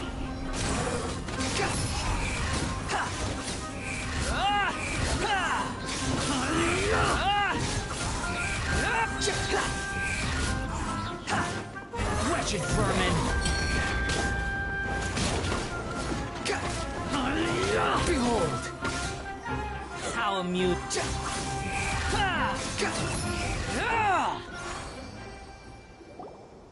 It's over. We have subdued them. The operation is now over. All Eremite mercenaries and related personnel in the area have been arrested. You pitiful Dendro Archon dogs! You'll regret this! I'm afraid you'll regret it first. King Deshret will curse you, and you will all! Silence! Oh, Restrain them and take them back to Caravan Rebot. Count their numbers and send them to the Academia as instructed by the General Mahamatra. Yes, sir!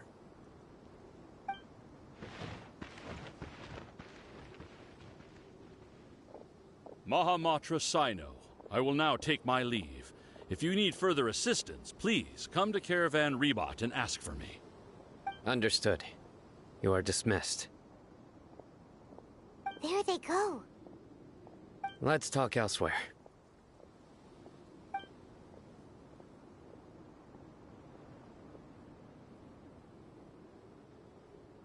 part of the plan went really well. Yes, things went perfectly. That's fantastic! And that punch you gave Ramon there sure looked convincing enough. Once we're done here, I'll return to Caravan Rebot and oversee the group's transport. I promise.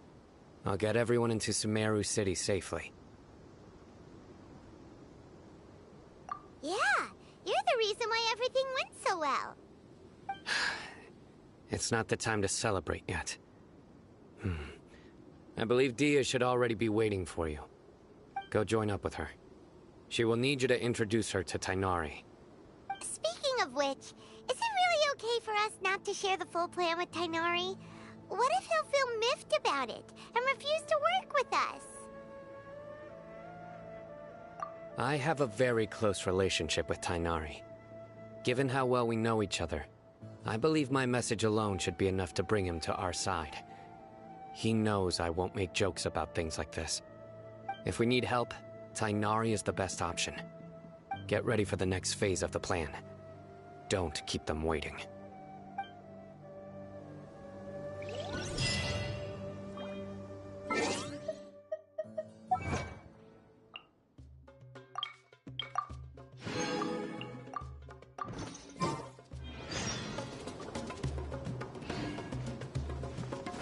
Propagate!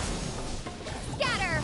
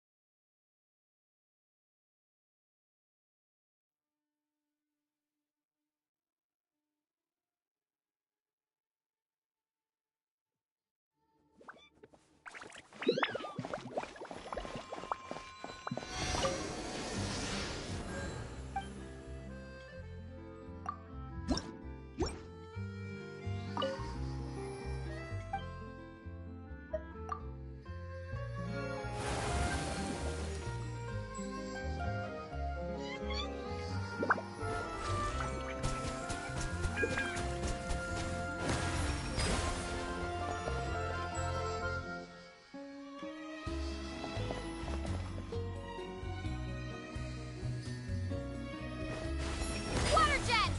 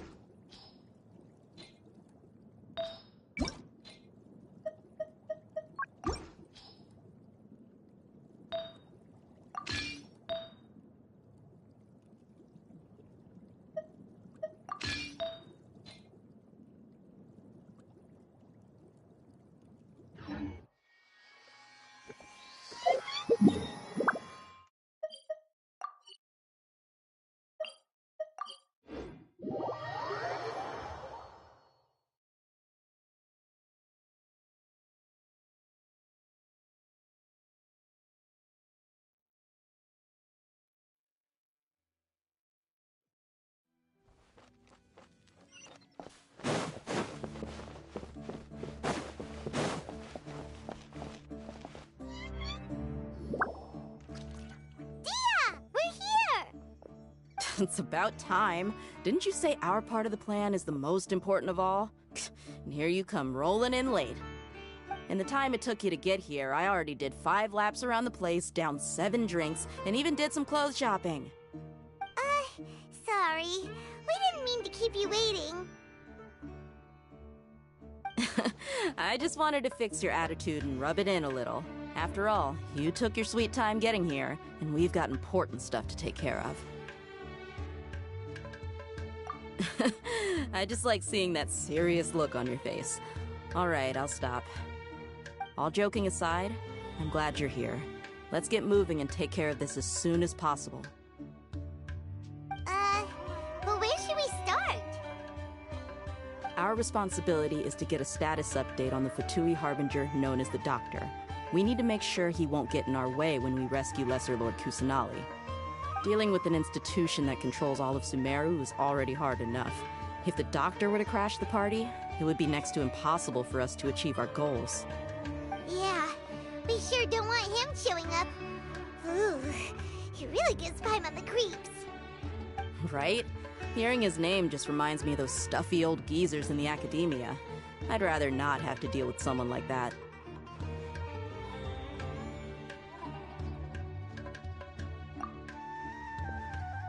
According to the plan, we should first go to Pardis Di and ask for Forest Watcher Tainari.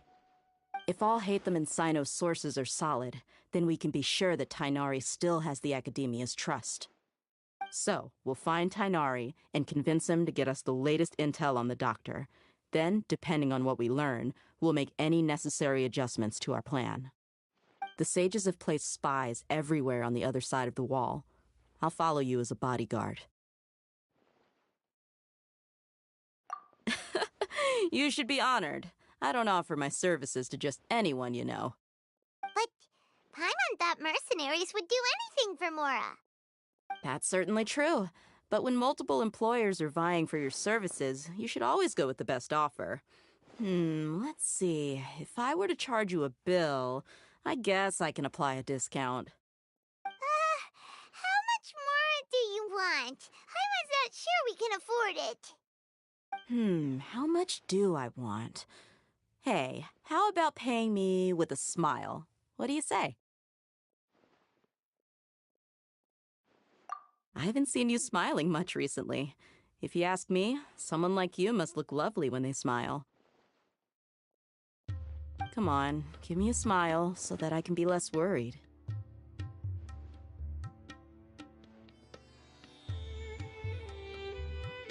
Looking good! I hope this pretty smile will become our lucky charm. There are many kinds of smiles, but only a truly joyous one can bring blessings to others.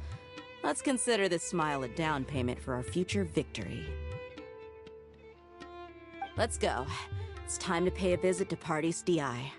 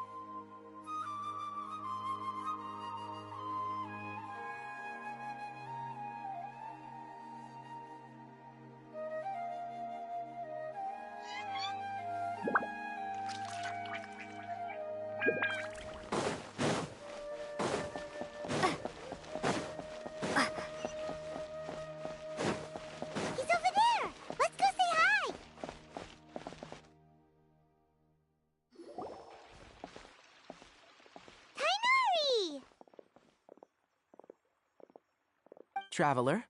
Paimon. And you are?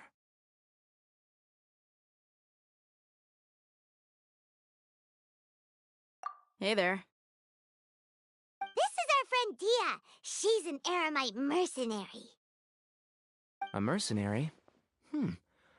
You must have some big news for me.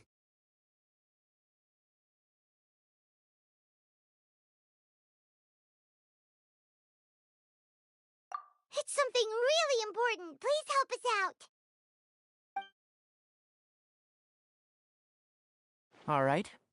Then follow me.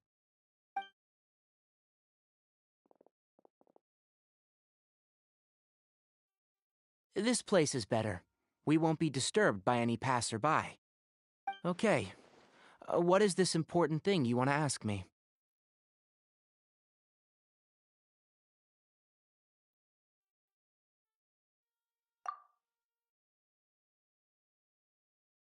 The doctor. He's that strange-looking Fatui Harbinger with the mask. Paimon thinks he has blue hair. Yes, I know him. Actually, he left Paradis Di just a little while ago. He left already? Yeah, he came looking for me. Can I ask what it was about? Sorry to ask you like this after having just met, but your answer is very important to us. For now, all we can share with you is that your friend Sino is working with us. Sino, you say?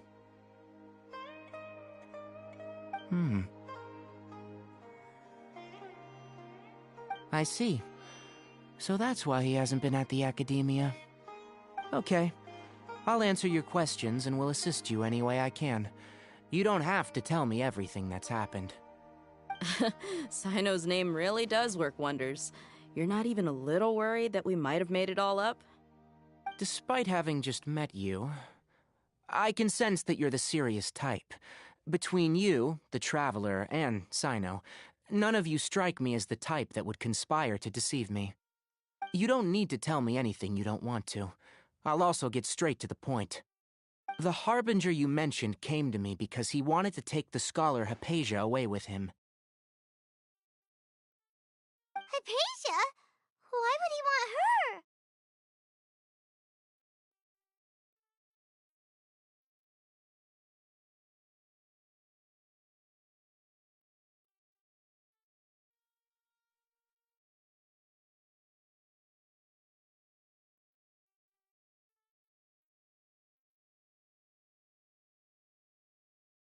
And what do you mean by take away? Is he planning to leave Sumeru?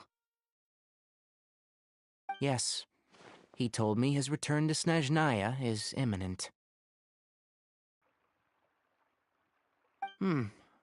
So you mean you're leaving this place soon? Indeed. Otherwise, we could have perhaps talked a little more. I was just about to set out when I remembered something important. To that end, I made a final trip to Paradis Di. Let me ask, have you been taking care of a scholar by the name of Hypatia? Your sources are accurate. No doubt because you've recruited many informants. But you're right, Hypatia has indeed been receiving treatment from me. Forgive me for asking, but how's the treatment coming along? Given the way you're asking, I assume you have something to say. Since you asked, I'll be frank. I would like to take Hypatia to Snezhnaya. It's incredibly difficult to transfer a patient. As a scholar yourself, shouldn't you at least be aware of this? Oh? I can't believe your utter lack of faith in me, to the point of even questioning my general level of knowledge. How unbefitting. Well, you're the only one who's ever made such a request. I have my ways of keeping her safe during the journey. In addition, I can also promise that under my care, Hypatia will receive the most advanced and effective treatment. I will personally supervise her treatment and see to her recovery. Would that be agreeable to you? Hypatia was born in Sumeru and remains a scholar of the Academia. Her situation has not become dire enough to necessitate her transfer to another nation. Transporting her to Snezhnaya is risky, and the potential benefits are unknown. As the person currently responsible for her treatment, I cannot possibly sign off on this transfer. Your suggestion is rude and reckless. I'll pass. I don't know much about the doctor, but after talking with him, I realized that just like many other scholars, he possesses an aura of arrogance that I've come to detest. It's not so much that he's looking down on others, but more that he's confident in himself and his abilities to a point of near insanity. I would never refer a patient to someone like him. I prepared myself for a protracted battle of wits, and was really surprised to see him just give up on the topic. Still, his reaction really concerned me.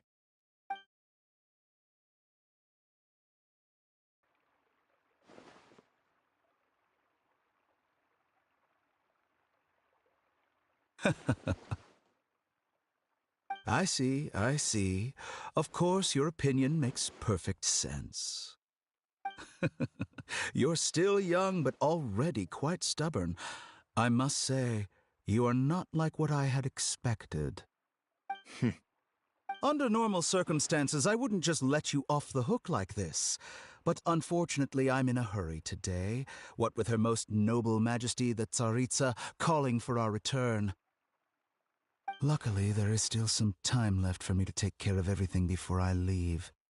It's just as the Academia said, you're a responsible and gifted scholar.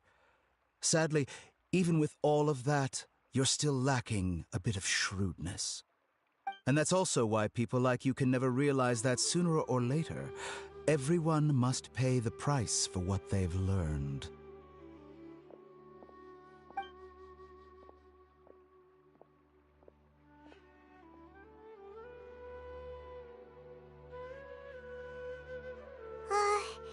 Paimon can't help but feel like he's hinting at something unpleasant.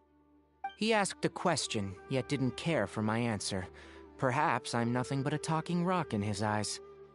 He never came off as malicious, but an utter lack of compassion permeated throughout our conversation. From his tone, I can sense that he's always looked down on others. I can barely believe it myself. But if that's true, the situation will be in our favor. I don't think I missed any details. Frankly speaking, I don't want you to do anything too risky. Now that you know a little more, it should be easier for you to stay safe. Sorry we can't tell you everything. We appreciate that you helped us anyway. I won't forget your kindness. It's okay. I have an obligation to do so. To be perfectly honest, all of this...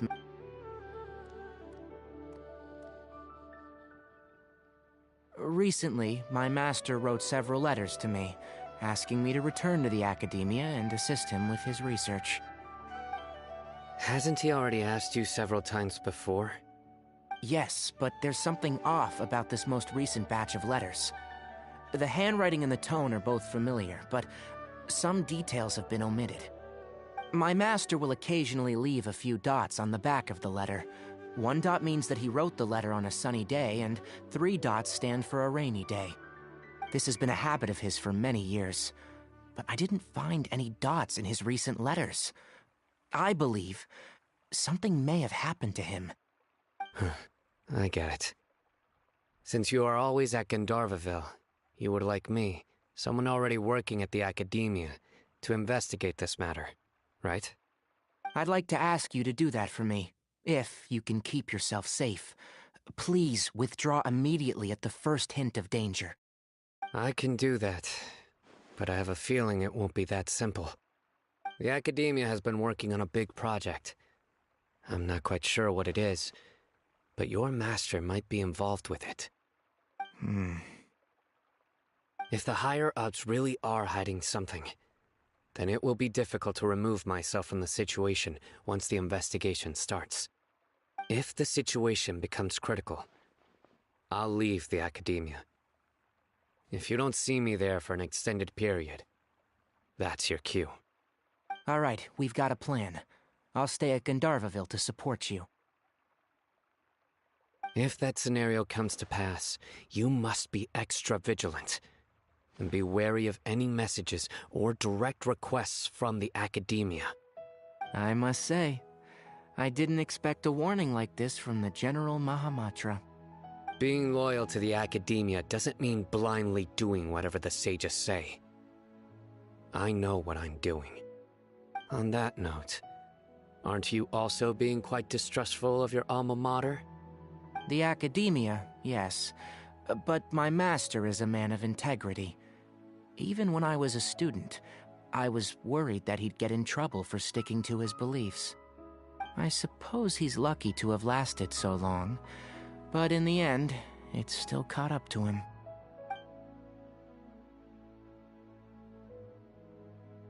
I see. So you noticed something was up with the Academia from the very beginning. This may well be how Sino became involved in all of this. In which case, I must keep my promise and help you however I can. Also, if you run into Sino again, please help me pass on a message to him. Trust your own senses and experiences. I think this may be something he needs to hear right now. Okay, we'll find a chance to tell him. Thanks. Right. Now let's go hunt down this Harbinger. Oh, by the way, which way did the doctor go when he left Pardis Di? That way. Gotcha. Thanks so much. We'll be on our way.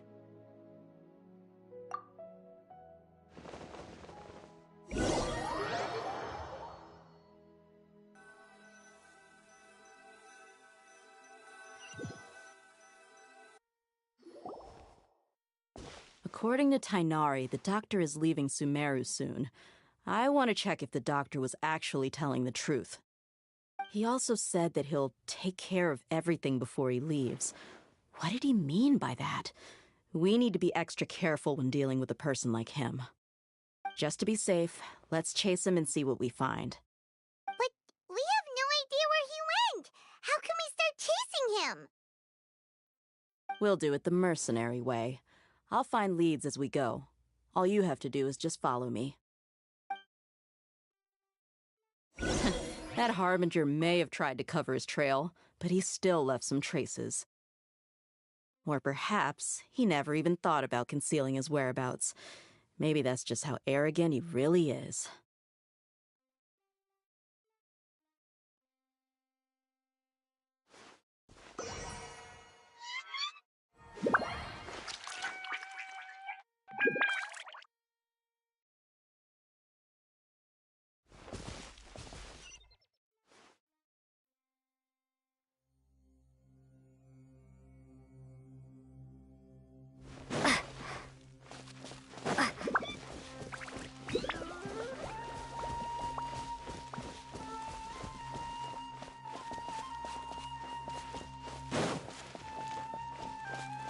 Yep, we're headed in the right direction. The traces are still fresh, but there's no sign of his entourage. Clearly, they're in a hurry.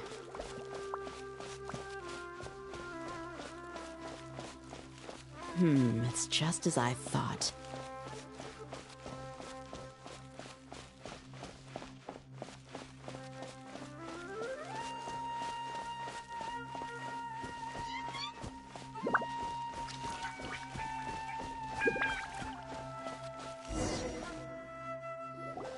We can stop here. I think I know where the doctor went. To the south of here is Port Ormos, which seems to be where they're headed. Port Ormos? They're going to leave by boat? That's right. Let's go to the port and have a look for ourselves.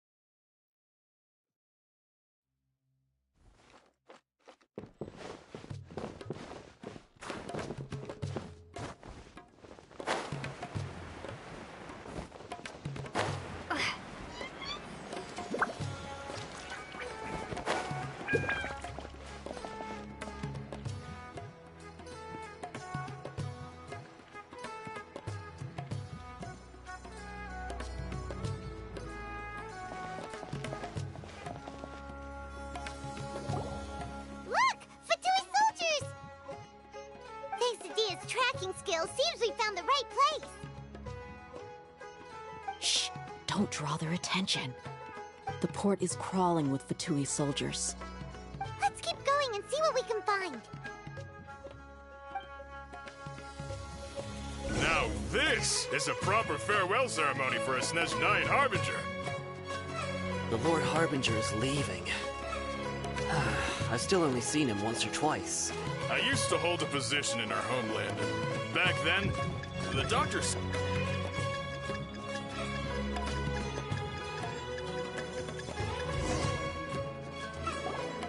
Look! Thanks to Dia's tracking skills, see? Shh! Don't draw. The port is crawling. Let's keep going and... Now this is a proper farewell ceremony for a Snezhnayan Harbinger. The Lord Harbinger is leaving. I've still only seen him once or twice. I used to hold a position in our homeland, and back then, the doctor spoke in a very different way from the way he speaks now. Maybe the way people talk in Sumeru has rubbed off on him? It's always like that when you spend too long away from home. When he gets back to Snezhnaya, perhaps it will also take him some time to get used to the life there again. Huh?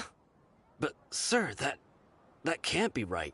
No, I remember it like it was yesterday. Both his expressions and tones are now very different. Also, for some reason, he seems like he's all smiles now. You must be mistaken. Nobody's supposed to look happy when they're on a business trip.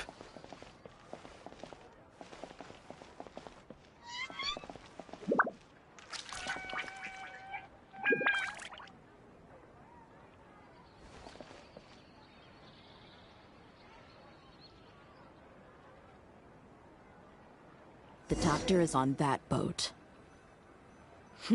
So he told the truth after all. He is actually leaving Sumeru. Let's get closer and find a place to hide so we can observe him.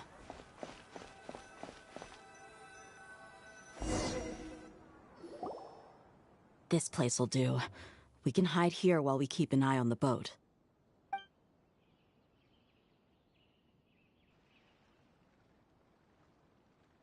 Uh-oh! He saw us!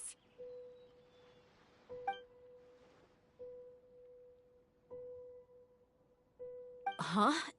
Is he waving at us? It's time to say goodbye.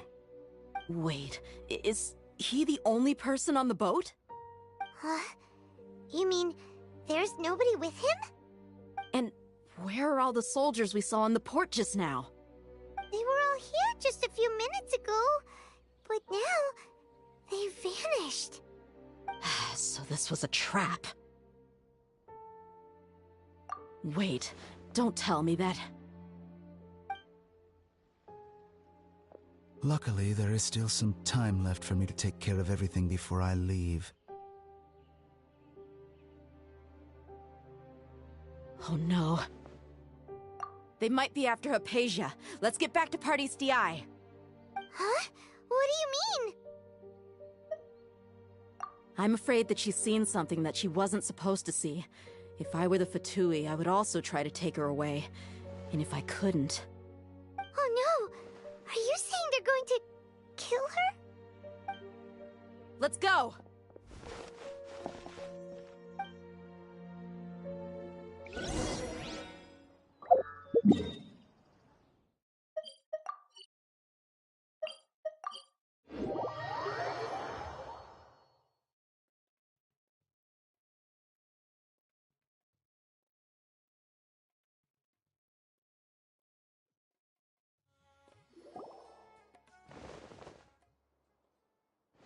Pardis DI is not a place you Fatui can just show up and do as you please.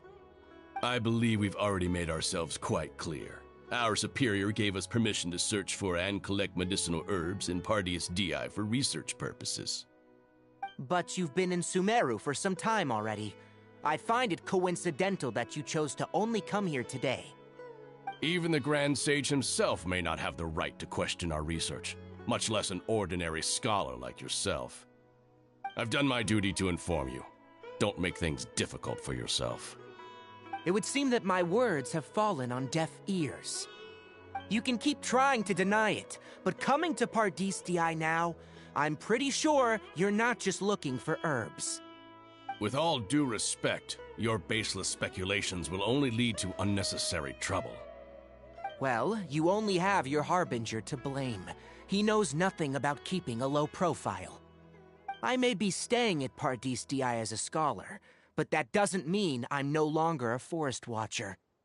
It is still my duty to protect the peace and safety of the scholars who have contributed so much to Sumeru.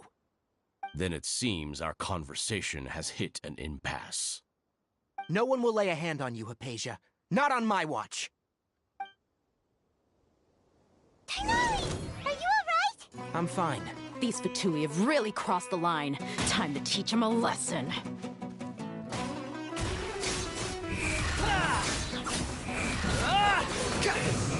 That's far enough. Detoxifying heat. You need to hurry up. Water Roast jet! and fry.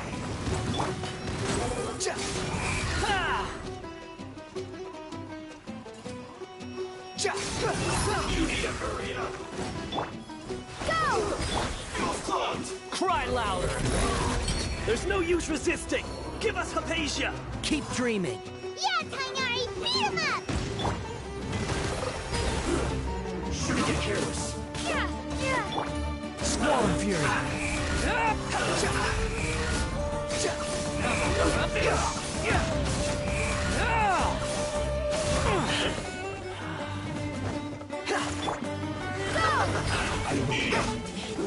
Unfortunate fault.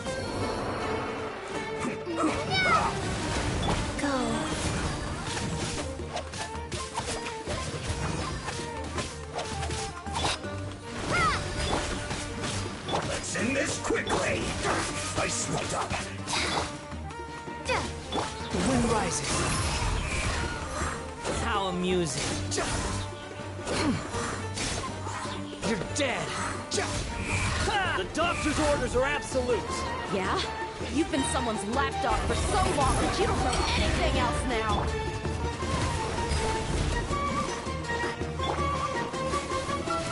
Stabilize. This is more than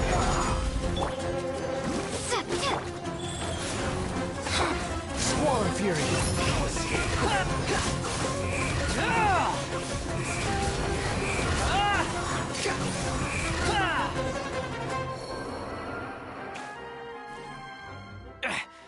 We're not getting anywhere. Traveler, Paimon, please go to Hypatia. We need to make sure they don't try to sneak around and attack from behind. Got it!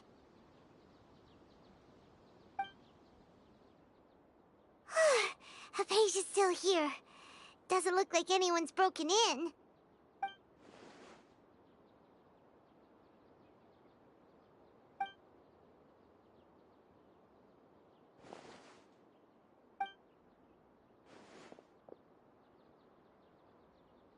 Well, how is she? Oh, that's good.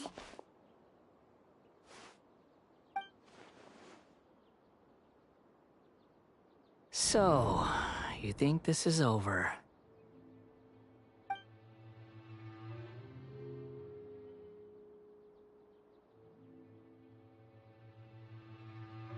What?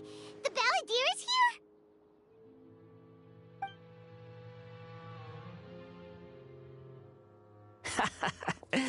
I've missed that look of abject horror. You've given me that look every time we meet. But, where is he?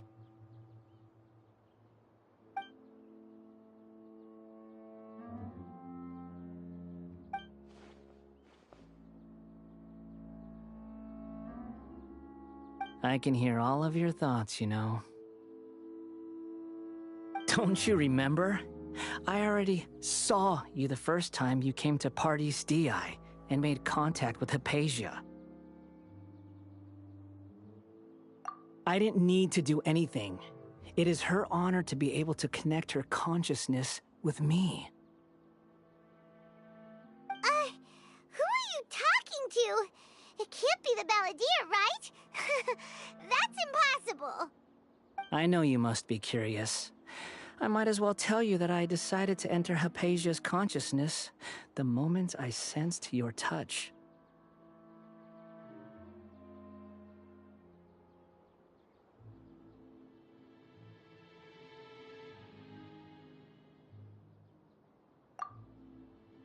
I wanted to observe you on a fool's errand. Hey, Traveler!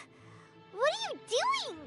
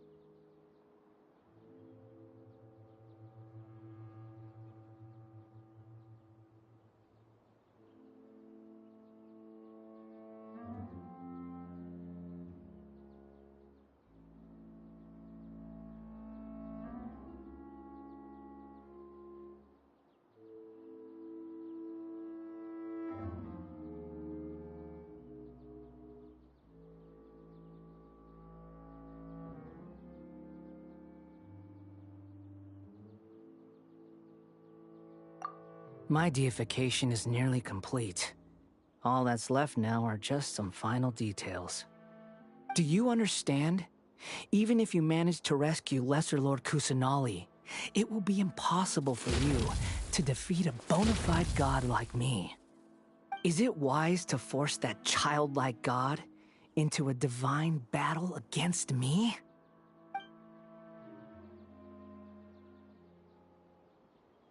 Scholars consider the God of Wisdom to be the sum total of their faith. It's how they can justify reverence for a god as they construct it. But this also shows that humanity's worship of gods is a combination of blasphemy and exaltation. It's truly laughable.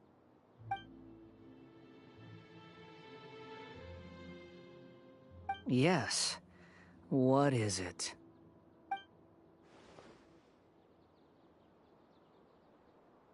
Yeah, I'm in a good mood, which is why I'm talking to you like this.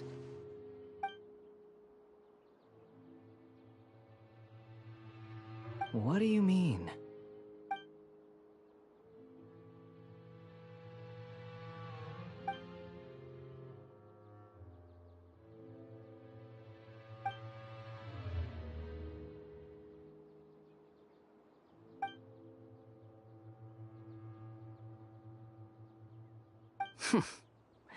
Those words almost make you sound like a friend who actually cares.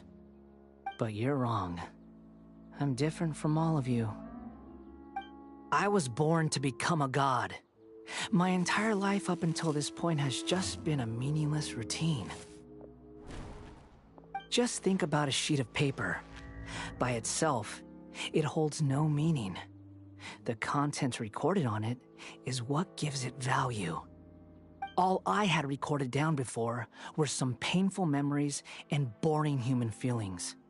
Such senseless drivel should have been erased a long time ago.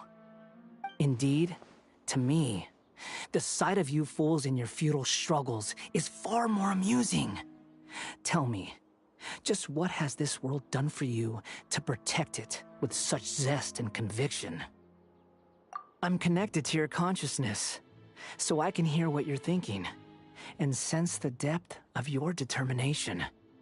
This is a good conversation we're having. So here's a word of advice. Let go of your misguided guardian complex. You know nothing about the truth. It'll be for your own good, as well as everyone else's.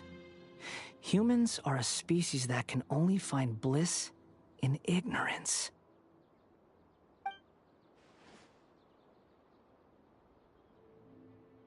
Ah, you've seen my affection for her.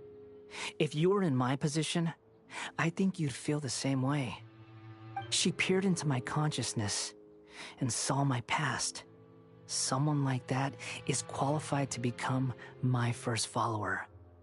All gods need followers. So Hypatia has been chosen. Her appearance heralds my imminent arrival at the throne of divinity, while her worship shall become my glory.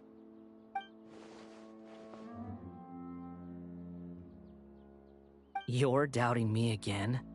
No matter. Soon, you'll know what kind of authority you're challenging.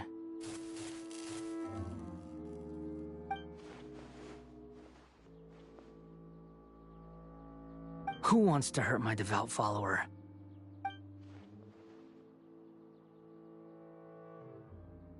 The doctor wants to hurt my first follower?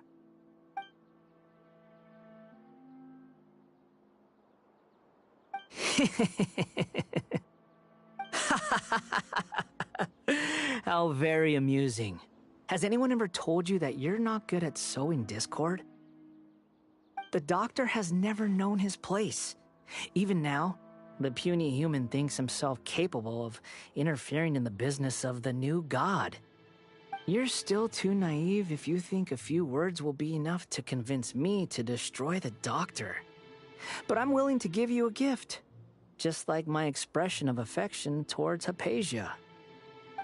It is an honor for you to be able to stand here and speak with me. As my listener, you will be rewarded.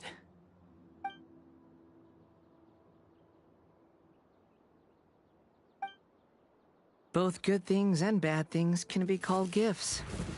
After all, gods have never needed to be reasonable. Ah!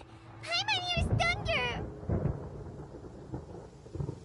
That person Paimon couldn't see was the Palantir? Oh, he sure chatted with you for a while.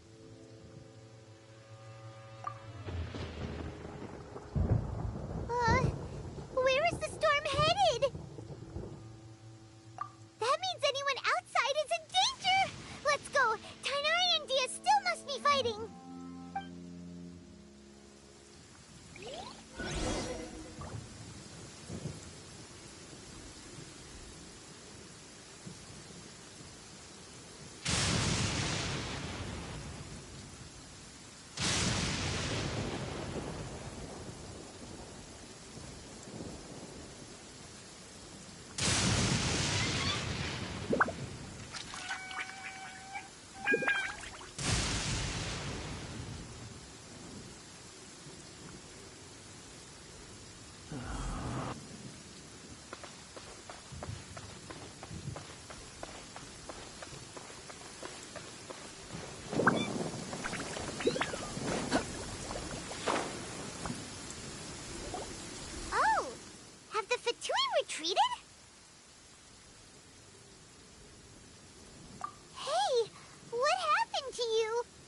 He's hurt. I'm fine. Ow! Don't move. I've seen eremites get struck by lightning before. You need to rest. Struck by lightning? We were fighting, and just as things started looking grim, the weather suddenly became extremely strange. Lightning started attacking everyone, almost as if it were alive. Luckily, there were only two of us, and both of us were nimble enough to dodge most of the strikes. There were a lot of Fatui, though, and they were being torn to shreds by the bolts of lightning. With that, all the Fatui soldiers were forced to retreat. Why are you sorry? It's all right. I'm sure you also never expected this to happen. Don't blame yourself. My wound aside, you look like you've seen something unpleasant. Is Hypatia all right? Hey, didn't I tell you not to move? Just in case. Let's go to Hypatia's place and talk about things there.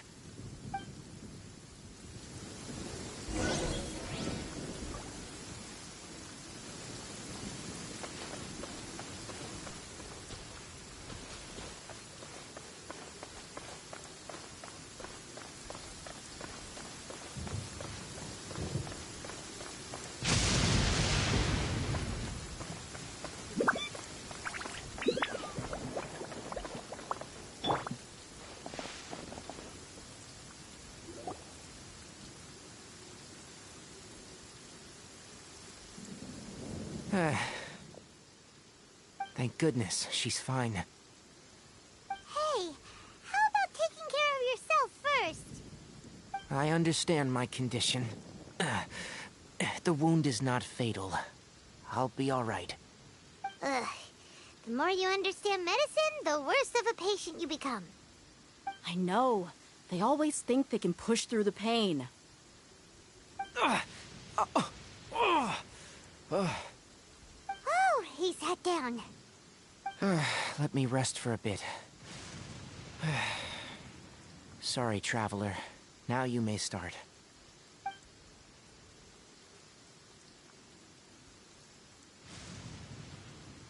So that's what you were talking to the Balladeer about? Oh, Paimon can't believe what he's thinking. The Academia's God creation plan. How ridiculous. That sounds, ambitious, I guess? Anyway, this is all way beyond me. As long as I can enjoy every day with a drink in my hand, tasty food in my stomach, and a good night's rest, that's enough. I'll only work when I have to. I must be the least ambitious person who's ever set foot in Party's DI. Don't say that. I haven't even thanked you for your help back there. Don't mention it. Well, if nothing else, all this proves that the doctor really did have some urgent matter to attend to, and left Sumeru in a hurry.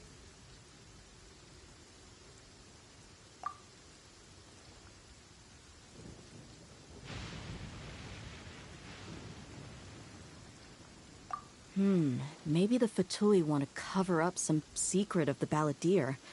Is that why they tried to seize Hypatia? You said the Balladeer claimed that Hypatia has seen his past. So, what could be there? Have you noticed? The Balladeer is not happy with the doctor's actions. He thinks the doctor has no right to consider himself as his equal. So, if the doctor was to show up again, would the Balladeer zap him with lightning? Based on what the Traveler has said, I think he would. Having the doctor gone benefits him as well as us.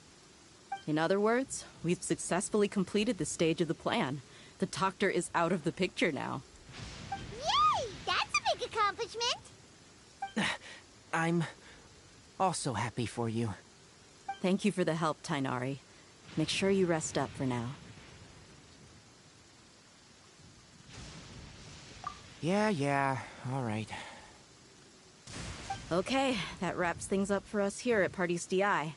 Traveler, it's about time we rendezvous with the others at the Grand Bazaar. Let's continue to keep a low profile. You can head there once you're ready.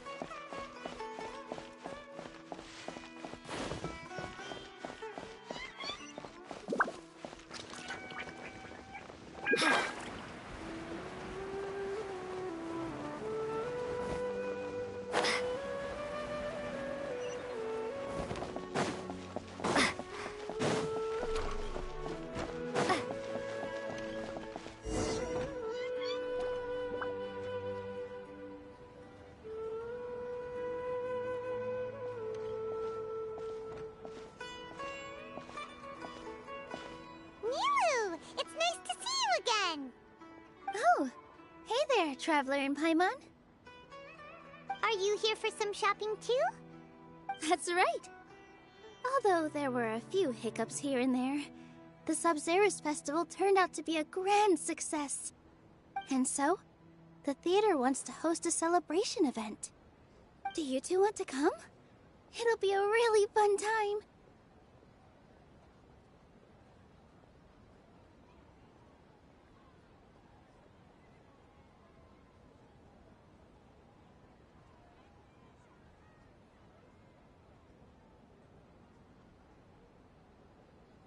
It's something like a tradition of ours. Whenever we wrap an important performance, we'll get together and unwind. Rehearsals are exhausting. If you keep your nose to the grindstone, you're going to wipe yourself out sooner or later. Mr. Zubair, our manager, always says that celebrations aren't just for fun, but that they should also be occasions for reflection and review. But no one remembers that once the celebration starts. It's not like he can't also have some fun himself. We've been to a lot of festivals during our adventures. Will your celebration also have lots of yummy food and drinks? Of course. We always do lots of eating, toasting, and gift exchanging. We try really hard to show our appreciation for everyone. Ah, so we'll need to bring a present. Hey! Paimon's gonna put you in a box first! It's fine. No need to stress, Paimon. You can come, present or not. The gift exchange is just to make the celebration more entertaining. You two being there would be the best gift of all. It'll also be a good time to introduce you to the rest of the theater.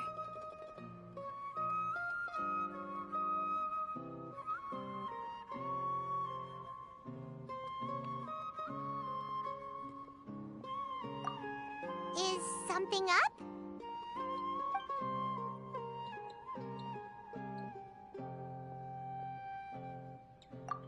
Yeah, but for now, it's more important for her to rest and recover. I tried to visit her, but I got turned away at the door.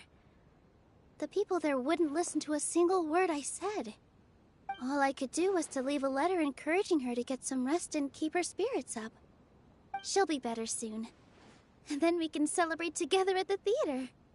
It's all thanks to you and Nilu that we managed to save Dunyarzad.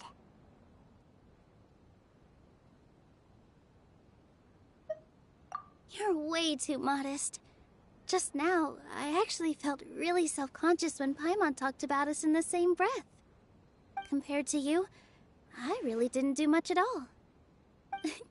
Anyway, all that aside, are you thinking about coming to our event? Paimon thinks it'll be a great time! What do you think, Traveler?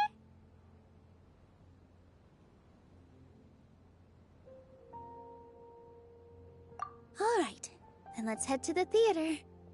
Wait, I completely forgot about this pile of stuff! Whoa, did you buy all of this, Nilu? Just one box. The rest were given to me. I really don't know how it came to this much. That's way too many freebies! Many vendors give out samples for free, but Paimon's never seen this much!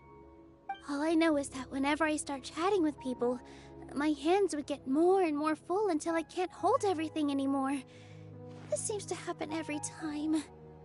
I was planning on making a few trips to bring everything back before continuing on with my shopping, but I don't think I'll have the time.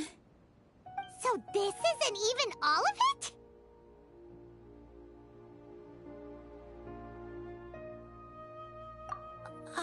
Are you sure? Of course! Carrying stuff is a piece of cake for her, right, Traveler? I'm so sorry to trouble you like this. I meant to invite you to our celebration, but now you're helping me instead. Well, let's hurry up and grab the last few things, so we can get back to the theater.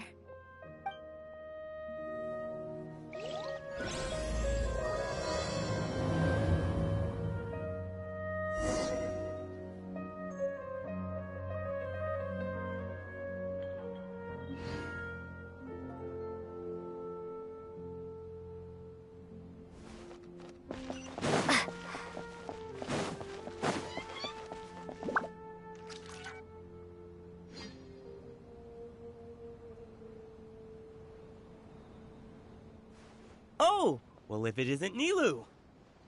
Greetings, Mr. Jute. Do you still have any food that's ready to go? Of course I do. I've heard that Zubair Theater is hosting a celebration event, so I've reserved some food for you in advance. Although, it looks like you're gonna need 2 more portions. Please allow me to introduce them. This is the Traveler, a very experienced adventurer. And this is Paimon, her super reliable guide and helper. No, Paimon is... hold on. She got it completely right. Look, Traveler, she introduced Paimon correctly!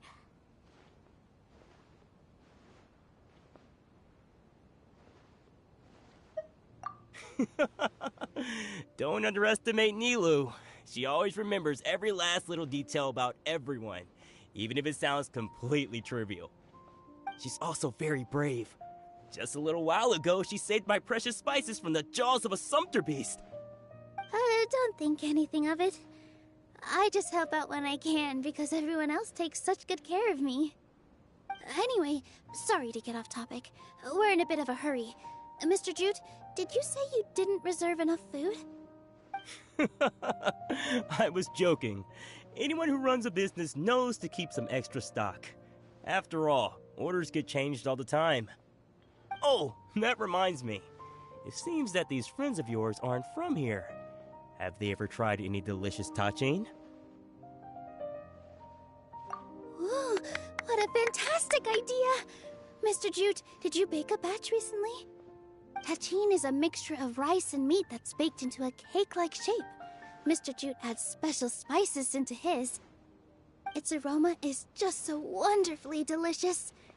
If you ever see kids crowding all around Mr. Jute's place, you know he's baking up a storm. But is it really just for the kids? Don't you often follow them in too? I just can't help myself. We're 2 peas in a pod. Who doesn't enjoy some good food? Wait here. I'll bring some over.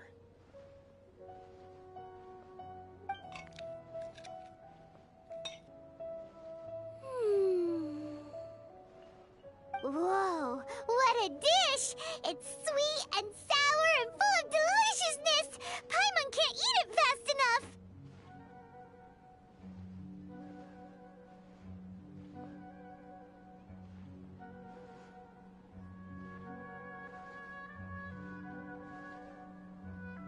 No matter how many times I eat it, it's still so delicious. I wouldn't have offered it as a treat if I wasn't confident in the taste. I baked a lot just now, and it's all packaged and ready for you to take back to the theater. You made so much. Is it really okay to take them all? It was nothing.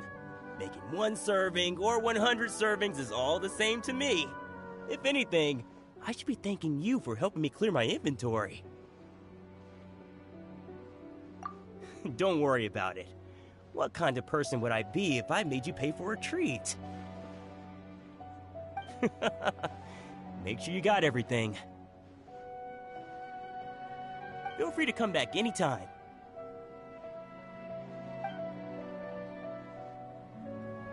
I'm starting to understand how you got so many things.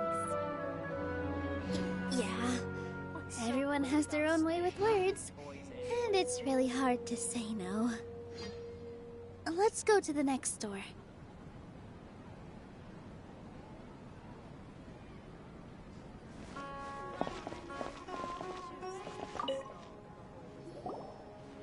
Nilu, good timing. I have the textiles you ordered. If you took any longer, the sumpter beasts might have gobbled them up. You and your jokes. Sumpter beasts won't eat those kinds of things, Mr. Offsheen. Jude said that some sumpter beasts ate his spices. Were they yours? Oh, yeah, really sorry about that. Nilu, if it weren't for you, I would have lost half of my profits that month. Trying to pull anything out of a sumpter beast's mouth is like playing a game of tug-of-war.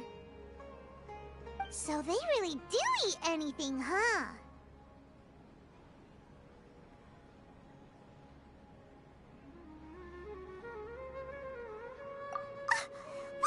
supposed to mean? Come now. You know, sumpter beasts sometimes eat not because they're hungry, but because they like gnawing on things. The textiles you ordered are highly durable and woven from the finest thread. So even if a sumpter beast got snacky, it'd still have to chomp on it for a full day. You've tested this before? But of course! How else could I be so trustworthy? Well, that one time was an accident. I wouldn't dare experiment with such a precious product. True. It does sound like some good fabric. Ho ho! Have I piqued your interest? If you want to buy some, now's a good time. Buy 2 bolts and get 20% off. Ooh, that's a pretty good discount. What do you think, Traveler? No thanks, Mr. Offsheen. You can't use that kind of tactic on her.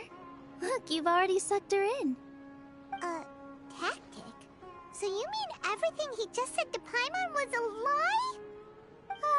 I wouldn't go that far. It's just that Mr. Offsheen is really good at spinning stories. A word from him, and you'll find yourself buying things you don't actually need. Mr. Zubair gave me a huge lecture the last time I bought too many things. Come on, don't look at me like that. All she got was a talking to from Zubair, while I was nearly fed head first to the sumpter beasts. My philosophy is that stories give value to merchandise. That's why my business started with such a boom. Our Nilou here is an extraordinarily good listener. Back then, she believed anything I said. After a while, I began to feel guilty selling things to her because of how happy she looked. Though she enjoyed the stories and I the Mora, I knew she didn't need to buy that much. Anyway, since then, I've come to realize 2 things. 1, that stories should just be a means instead of an end. And 2, that there's more to business than just selling goods. It's okay. We're all friends now. There's no need to dig up the past. That reminds me. Some of the goods from my latest shipment aren't in the best condition. They're fine for general use, but my customers have high standards, and I don't have the time or resources to find new buyers right now. Nilou, why don't you take them?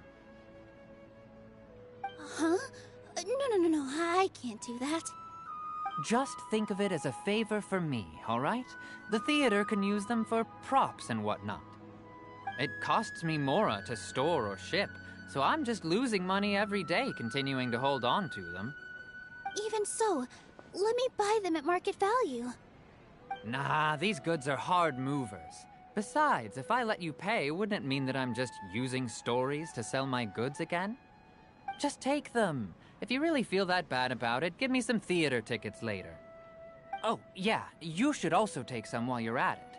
Adventurers are always in need of materials, right?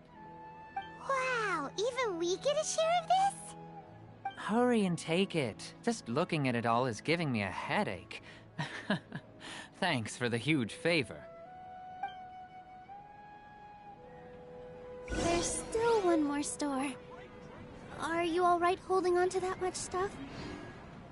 Paimon, why don't you lend a hand? She must be tired. If Paimon were to refuse, would you then think less of Paimon than even a sumpter beast?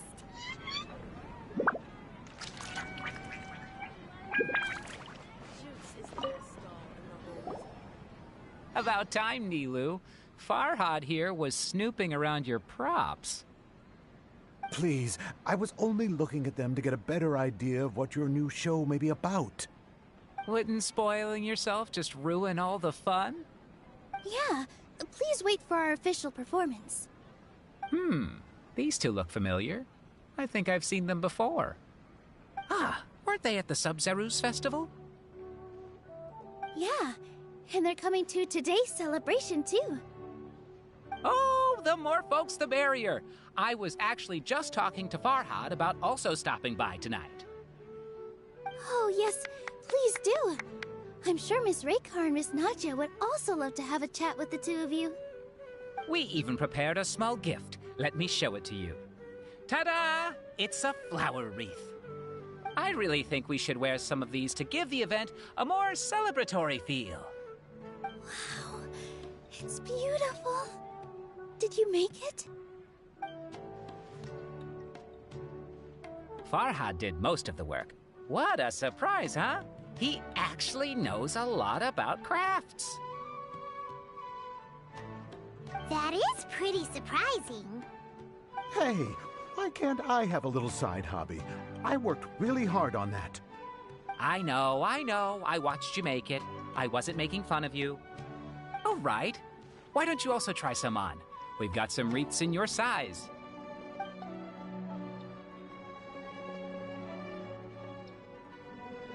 It fits perfectly. They're so pretty! Is there one that Paimon can wear? Unfortunately, we already gave out all the child-sized ones. I wasn't expecting the theater to invite such a fascinating guest. Fascinating? Huh. That sounds kind of weird, but Paimon will let it slide. Oh, you all sure got a lot of stuff there. Let me help you carry some. I'm a porter by trade, so this is what I'm best at. That'd be great! Please and thank you.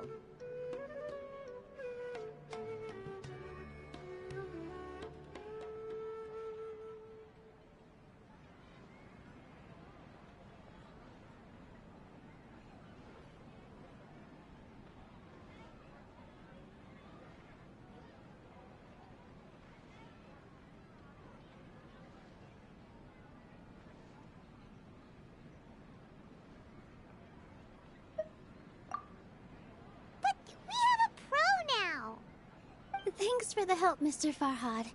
But let me make one thing clear first. Don't try to ask about what's in the new show. Otherwise, I may not be able to hold back Mr. Zubair this time. You're so obvious that even Nilu saw right through you. Shut it. Fine. It's not like I want to get on his bad side either. Including Hushang's things, though. We'll each need to carry a box if we want to move everything in one trip. Even my strength has its limits. Paimon looks like she doesn't want to, so I'll carry a little extra. Although I may not appear super strong at first glance, I actually do a lot of strength training on the regular. Strength and balance are both really important for a dancer. No, let Paimon. Paimon will help carry things.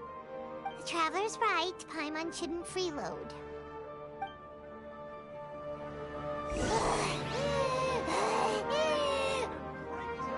Paimon can't fly anymore. Are you okay, Paimon? Paimon's good to keep going. Oh, that sure was a lot of stuff. Oh, looking forward to the event later. Thank you, Mr. Farhad. Thank you, Sumpter Man.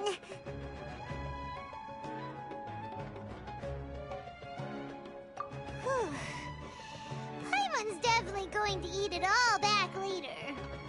All right, I'll leave you all to it.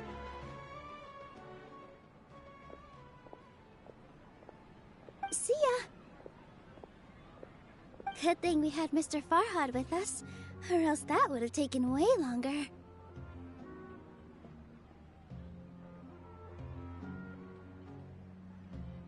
Of course! Because everyone's working here together. We're all like neighbors, so we're always helping each other out. It's easy to forget that everyone's running a business. With this many freebies being thrown at you, you probably don't need to work. I felt so guilty at first, like I always owed someone something. I was always thinking of ways to repay others.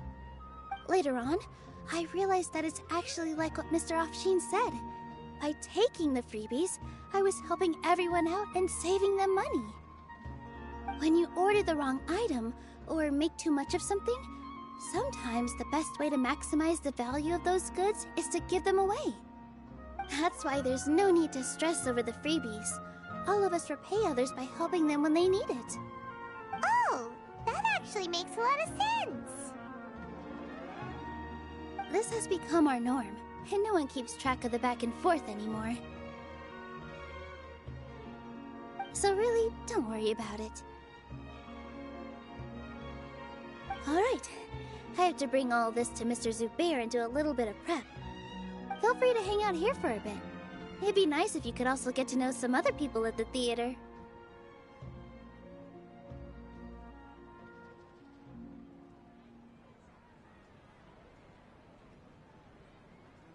Nope. Mr. Zubair's really on top of everything. You two are our guests, so please, just relax and look forward to the celebration. Wow, the atmosphere here is so nice! Let's take a break and immerse ourselves in this warmth.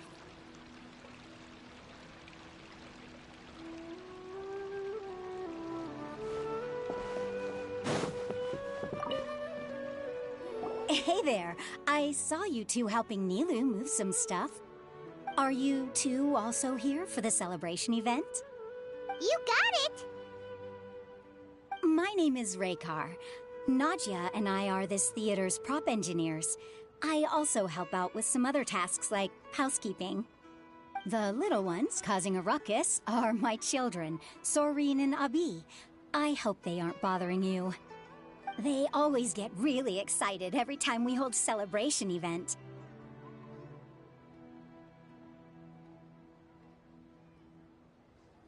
Yes, they are. Everyone here takes great care of them. There's good work here, the pay's always on time, and Nilu and the others will often volunteer to play with the kids. I'm quite content with this current way of life. Do you mean your life wasn't nearly as good before?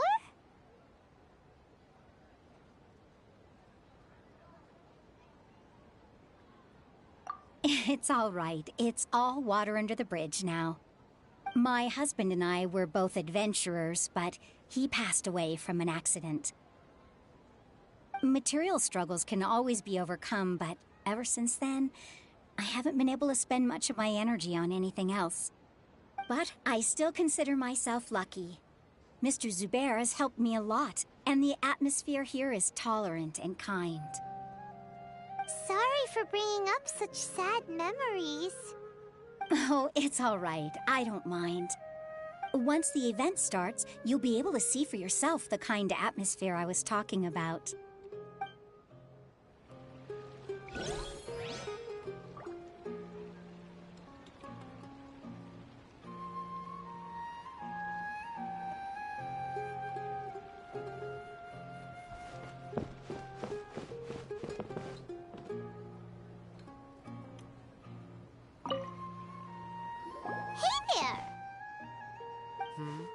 Ah, a newcomer. Doesn't look too bright. Hey! Talk about judging a book by its cover! You, on the other hand, you're a special one. How would you describe the concept of art? Mere curiosity is all. It makes no difference whether you answer or not.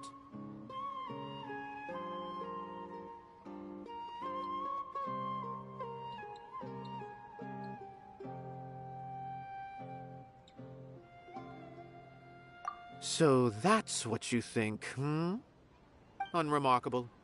Better than an average person's thoughts, but nothing exceptional. Is art a product that we create and bring forth, or is it a naturally existing resource? I, for one, believe it to be the latter. Paimon doesn't follow. I've been staying here for a long time. On occasion, I'd assist them in penning lines of dialogue, but most of my time I just stand back and watch. I prefer to abstain from writing as it spoils the viewing experience. The existence of the theater, of Nilu, and of humanity itself, all of these can be considered as forms of art.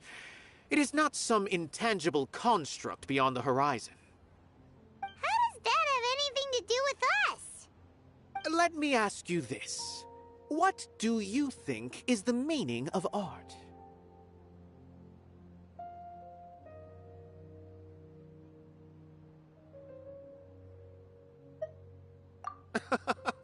I suppose that question was a little too difficult for you. To chance upon a spark of inspiration. I have been closely observing you, the players on the stage, and those watching in the audience. Art is already all around us.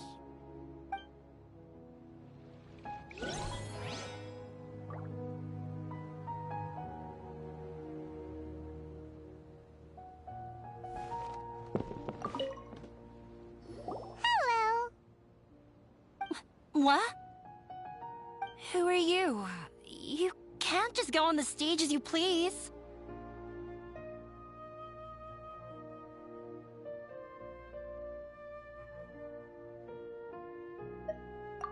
Ah, I see.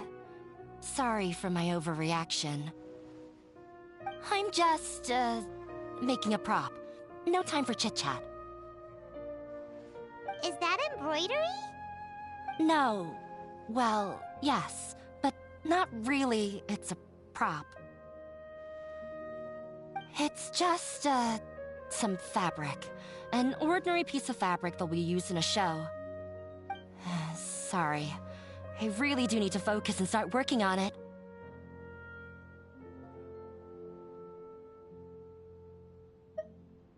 What an oddball!